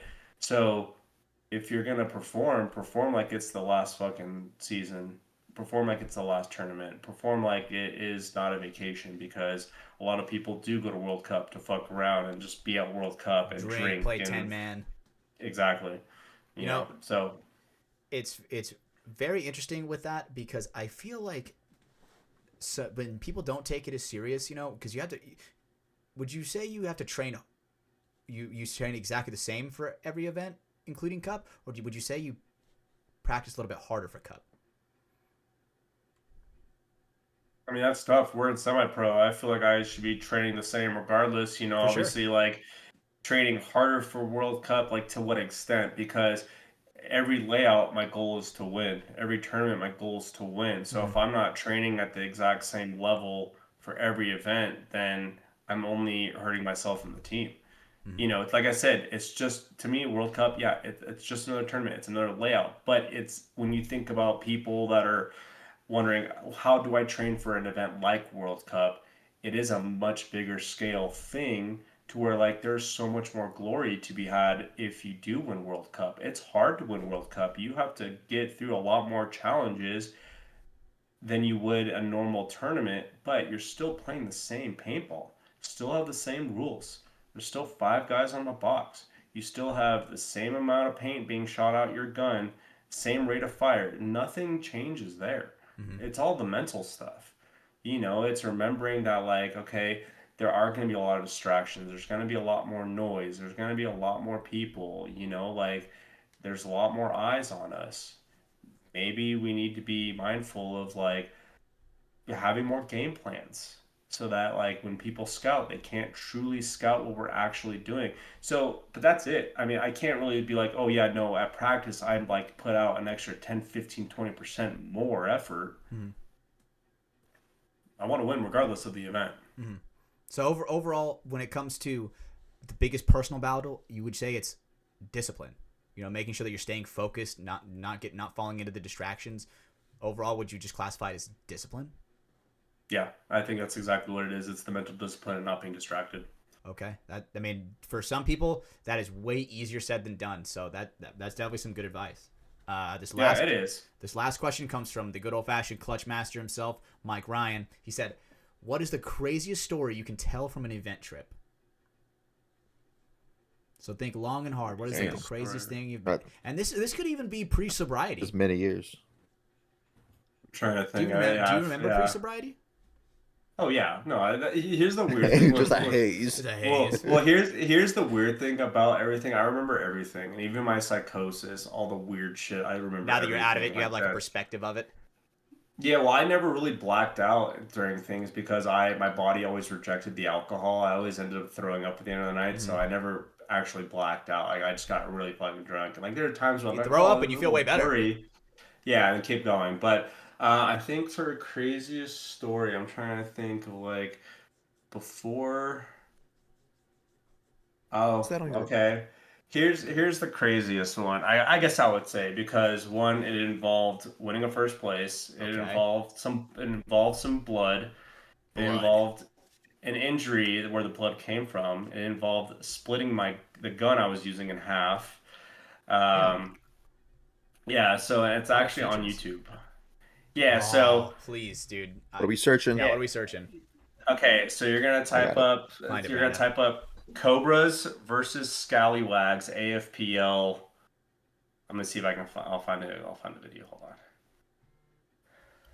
It's funny. I'm not gonna go too far into it, but there is actually one of my old teammates that actually ended up doing a very serious crime that used to play in there. And there's actually the most famous video from the AFPL is actually a video of him fucking raging where he's like he gets shot twice and he's like fucking overshooting, picks up his fucking gun and starts shooting at everybody, and the refs have to like come over, grab his gun and like tackle him for it. Okay, so that's wild. I mean, obviously paintball fights are crazy and whatnot and stuff, but I feel like they happen so often that it's just like, oh, fuck, another paintball fight. Paintball fights? You think paintball fights happen often? I feel like they never happen. I mean, look at like they were always like the last couple World Cups. There's always something. I feel like that is not even paintball. That's just like people being fucking douchebags and just like wanting to fight. What? Not last year, the year before. Those people that fucking smacked the dude with a tank. Like that shit's wild to me. Like. But, okay, so what's crazy about this story is that, Brandon, if you want to type in the AFPL Havoc number 2, 2015 D4 Finals. Drop it in the chat. Okay. I linked it in the chat. If you guys start at 18 minutes, this was the first AFPL I had played with the Cobras. This isn't, like, I was actually in my drinking and drugs at this time. And you can see I'm wearing my good for nothing. The frat boy. Uh-huh. So what's crazy about this is bring this over this event. There was some humidity. There was a lot of issues with the paint. A lot of guns were having issues, and I think we were up by 1 point, and there's I don't know 20 seconds left on the clock. We're walking out there, and I'm realizing I have gun issues. The frat go back boy. in. I go back in, grab another gun. I come back out, and like it's not shooting. You see me at the start box, like freaking out, like my barrel's off. Yep. Trying to put the gun Dude, back. you were I'm describing trying this to so shoot perfectly. it. And I'm looking at my captain. I'm like, yo, my gun's not shooting. He like looks up at me. He's like, what the fuck? Like he looks so shocked. He's like, just run to the 50. I was like, what? He's like, yeah, just run up there and distract him, cause chaos, and we'll just fucking shoot, right? So I run up there. Hold on, I'm watching you screw in the barrel. I'm watching you screw in the barrel. Okay, so as you'll see, and you have to listen to the commentating, because the commentating adds a lot to it. I run up the middle, and I dive and core sample. The gun core sample so bad, it comes back, the back of the gun smacks me in the jaw, and I still have the scar. Smacks me in the chin. The gun breaks in half, and I'm sitting there, like, just getting annihilated, just absolutely blown up. And the commentator's like, oh, we have an injury on the field, blah, blah, blah. I go to get up, and I realize, like, oh shit, this gun that I borrowed is completely ravaged, like completely snapped in half. I'm walking off the field and like, damn, my chin hurts, and I had paint everywhere, so I'm wiping paint. I go to like touch here and pull my hand away, and it's drenched in blood. Okay, yeah, I'm watching it breakout. I'm watching the breakout right here. You're fucking full sending. Oh hell yeah, boy! Is this your first year back? Oh yeah, this was like when I got asked to play like random deer in event. headlights. Just fucking freeze up, armadillo style. Yeah, so this was like the first event after like graduating school and like partying, getting back into like one random event, and then this was before like cause I played 2 AFPLs before they asked me not to play with them anymore for my drugs and whatnot, and this was the first one. So what's funny is the commentators are like, oh, we've got an injury on the field, he was able to get himself up, and I come off in blood. So we win, and this is when you could like just randomly like we win, take your fucking face mask off, and if you watch the video, I'm walking off the sidelines and my face is drenched in blood. The gun's broken in half, and like everyone's celebrating, and I'm just like walking off the field to go clean myself up. Like I knew we won, but I was like, oh man, like this is not good. Yeah. That is fucking rough. And I watched you. You were like, you could tell you were like, they hit you so hard, you were like stunned for a second. You're like, whoa, what the fuck? But like I said, it was like that series of events, like the gun's not working, the paint, everyone was having issues, paint shit, we're all breaking paint, jamming, whatever. And it's just that moment that I go back out there after already getting a different gun, because I think we used our timeout. Okay. And I went and got the gun, and it was like 10 seconds, and I'm like, oh fuck, I'm like, dude, my gun's not shooting. He's like, Bolt just stick. run to the 50. I'm like, whatever, and I fucking put the barrel on and went for it, right? And like I said, that in those moments, and I'm glad that's on video, because it's like that shows like, all right, this is what I'm willing to do to win. Like in the moment of all panic, these guys that I got thrown together with, they did the job. They got the job done. I ran up there and they got distracted shooting me, so they all shot the other guys, and we won the tournament. And they kept them from, like that's what paintball is. Like it's moments like that. That's why I keep playing. Hell yeah. Okay, so the last and final question I have for you, AJ. I started doing this recently, and I want to do this for every single podcast starting now, or starting last episode. If every single human was in a single conduit, like a hive mind, and you had the microphone, what would you say to every single human on Earth? Have fun, don't die. Okay, hell yeah. But tell us a little bit of story behind that. What is have fun, don't die? Yeah, What does that mean? So have fun, don't die. It actually came from when we were on squad. So it was the NXL Vegas right before COVID shut down, right? So this was the Vegas event in March 2020. Oh, I remember this. I was there. Yep. And so squad, we were there, and this was like I think the first big tournament that I had Paul as a teammate, and we had this kid out there, Carson. Who's he was been involved with paintball. He was a good friend to a lot of the guys that we were playing with at the time, and one of his tattoos he had, it was just said "Have fun, don't die," and we were like, man, like that plays so much into what we're about to do. Like we got to go out there and live, and like let's go out there and have fun, like, and just don't get shot. Like if you don't get shot, you win a point, right? And when you win a point, you have fun, right? And then if you continue to go out there and win points, you continue to have more fun. And you know what I mean? It's just it became this slogan that like we truly live by. And it's weird because it's like have fun, don't die. Let's go out there and have the most fun of any other team out there, right? Because when we're having fun, that means they're not because we're fucking shitting on them. And then two, if we don't die, that means they're dying and they're the ones getting shit on. And once again, not having fun. You know, so for us, and you know, we use that as a big hype up chant, and it was our big thing, and it ends up correlating to like you know Paul and Skull and the have fun, don't die. It just became like this movement where you know it plays out so much in life, right? It's like you know, same thing with like being sober. I want to have fun. I don't want to die. Like It's if I valid. decide to live this clean life, I'm having fun. I get to do the cool shit, and I'm chances are I'm not gonna die Yeah, if you I have way keep less. staying sober. Yeah, way less risk of dying when you're not doing drugs. You know, when you're Yeah. sober. You know, being the lighthouse, as I like to call it. But it goes a long ways. Like, you know, going on vacation, let's, you know, have fun, don't die. You know, Mhm. like, you know, being with a group, going out for the night. All right, guys, have fun, don't die. Yeah, Like, it's weird how just four simple words can have so much meaning and like hype up when you think about like this life we're giving and you know the ability to live it and experience things and you know obviously death's inevitable. We can't like, can't you avoid know, it. avoid death, Eventually, all of but us are gonna get like the call. well, and you know what's funny is when I was in my days of drinking and stuff, like part of me, like when I had to fuck it, so I'd be like, all right, Mhm. yeah, I'm not here for a long time. I'm here for a good time, Oh, dude, it was you actually know. crazy how often I would say that. Now that I'm older, it's like, oh shit. But see, but here's the thing is, it's like especially now that I realize with everything going on with my wife and stuff, it's kind of almost true. Like our time here on this earth is so minuscule. It's precious. It's Every moment. it is precious, you know, and so, you know, one thing I encourage is every time you get out there to the field, every time you get to hang out with friends, you get to be around family, like, you know, don't take it for granted. You know, definitely, you know, be present in the moment, be thankful, you know, be grateful because, you know, everything that is given to you is, you know, definitely something that's precious, you know. And I also feel like too, like a lot of the stuff I've done, I've earned and I feel like I do deserve, you know, and I feel like a lot of people don't feel like they deserve the good life. You know, like it's the Quite little true. things in life that people do deserve. You just gotta like have the ability to like want to work on yourself because why would you not deserve the good things? I mean, I truly Yeah. think there are people that are going through it and just because you're an addict or you know you've made mistakes doesn't make you a bad person. I definitely feel like we're humans, you know, we're perfectly imperfect.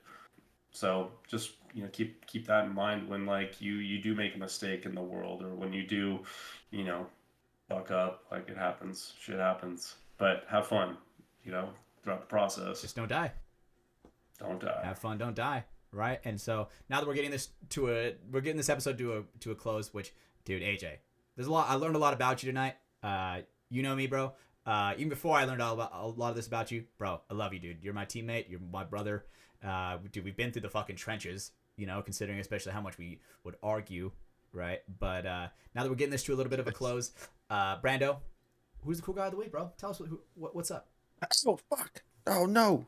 I didn't even have it ready. My bad. Oh I do my have a goodness, cool guy. that's a Don't call me out like that. we stretch, we Hold on. stretch. Okay. As he's looking Stretch. this up, just remember, Hatchet. Those arguments have never been like like it's always passionate Oh, arguments. You know, 100%. At no it's point am that I it's have I, never been hostile or animosity. You know what I mean? It's every always single been time something where we've said like fuck you to each other, it's never been malicious. It's always been for the greater of the team, because it's like, you know, at the end of the day, like whether or not like you're coming to me and talking about it or I'm coming to you and talking about it, we're like, okay, dude, we want to fucking win. Like, do you want to win? And we're both like, yes, we want to win. So yeah, this needs to fucking just happen.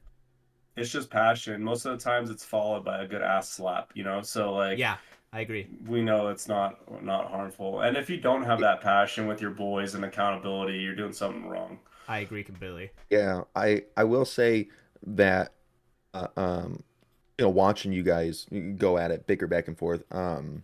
Pretty often.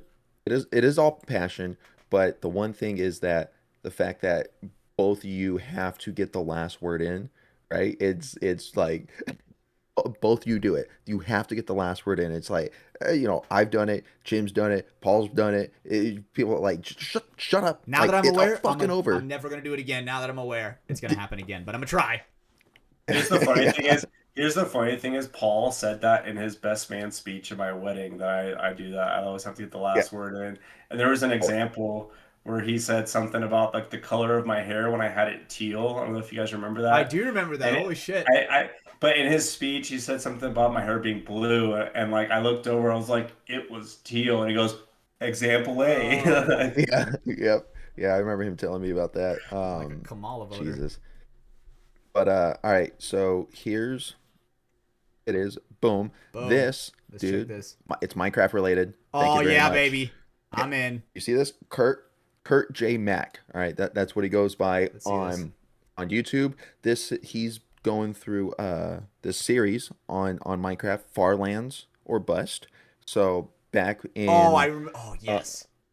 when he started this, it was like I think the last so the Farlands in Minecraft, it's essentially where like I The don't want to say world's the like, code the runs world out, basically like but ceases to exist. Like a glitch in the matrix happens. You take the blue pill. yeah, And now all of a sudden, all this fucking shit is it's this completely tall messed. wall. It's kind of like a biome they've described. Tall wall of blocks and like there's caverns and stuff. It's just unnatural, very unnatural. Even in the world of Minecraft, it's where like the code almost ceased to exist. Yeah, it's almost as if that like makes sense. if all of a sudden you were to walk one way and then a tectonic plate is 1,000 feet above you, like Yeah. the next landscape is flat Yeah, and straight up. Yeah, the code just gets jumbled up and whatnot. So it was a physical place. I think the last version that had it was like beta Yeah, it's a long 1.7.3. time. I remember. So long time ago. So he's been playing that version and walking, trying to get to the Farlands. And I believe it started off as like a charity thing, and he's just done it for what 14 years now. Jesus. And you were able to 14 years? yeah, you were able to teleport to the Farlands, but you wanted to do it by walking. And Dude, that is so much time. I mean, no sprint. I've kept no sprint. No. In that version, there was no sprinting. What? Yeah. Bro. Yeah. And he's walked. And it as the further and further he got from his spawn point, the more it was lagging. So like, Yeah. dude, the past like 8 years, he's like kind of lagging a He's little like bit as he's 15 walking. frames a second. Yeah. So- and Did Jason Momoa make it to this part in the movie? yeah, You know what? Brandon probably hasn't even seen the Hatch. movie. I haven't even seen it. Fuck you, Brando. But- You need to watch that movie. AJ, but- you've seen it? The fact that hey. you've seen it, I like that. I've seen it, but I haven't played it. That's the funny thing is that like I know Minecraft, but I've never been like a person who's played it. We'll Oh, fix all right, that. here you go. So yes, he finally reached the Farlands Yeah. on stream Dude. 3 days ago on October 6th, 2025, after 14 and a half years of walking. He started back in 2011. $500,000 for charity. And that's a Guinness Book of World Record. Hell yeah. Credit to Holy that guy. shit. That's awesome. Yeah, Do you know how dope. long, dude, Kurt people J. do not Mack. understand how long that actually takes.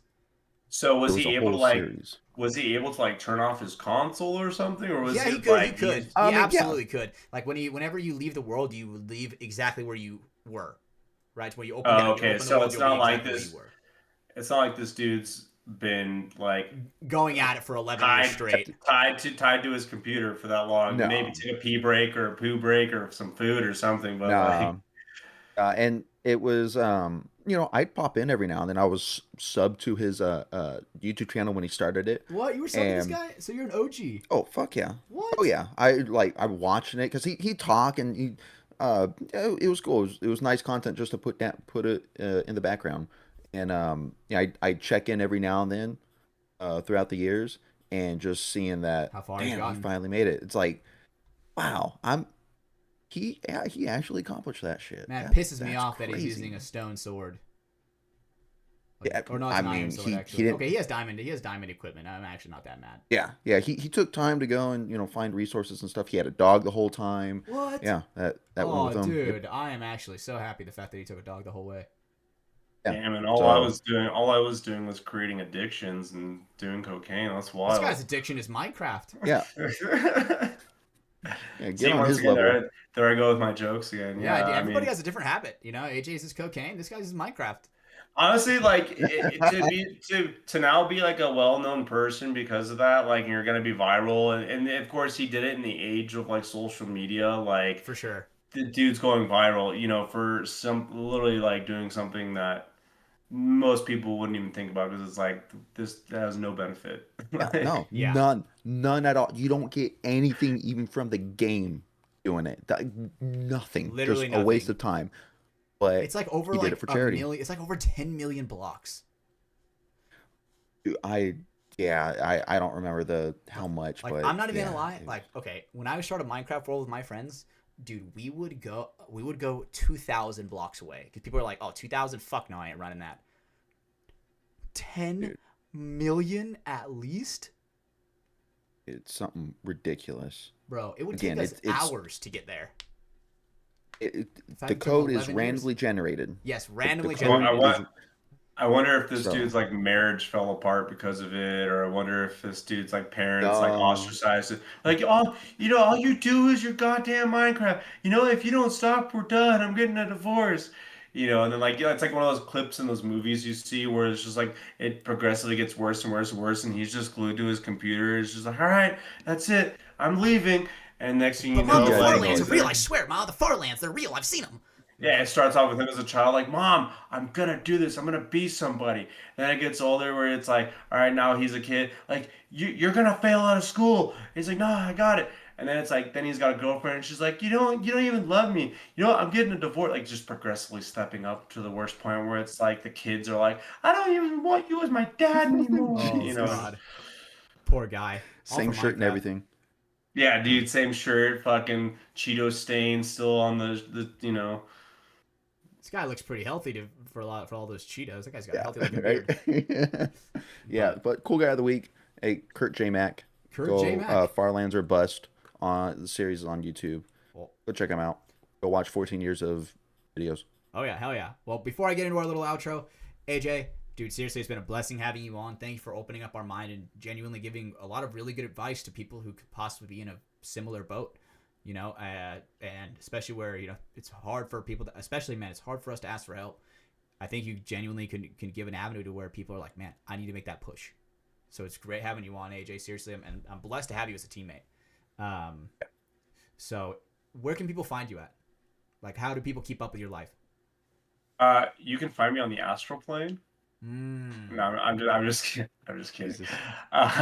You can actually just if you type AJ Beregszaszi, find me on Facebook, Instagram. My Instagram handle is Bandicoot Official.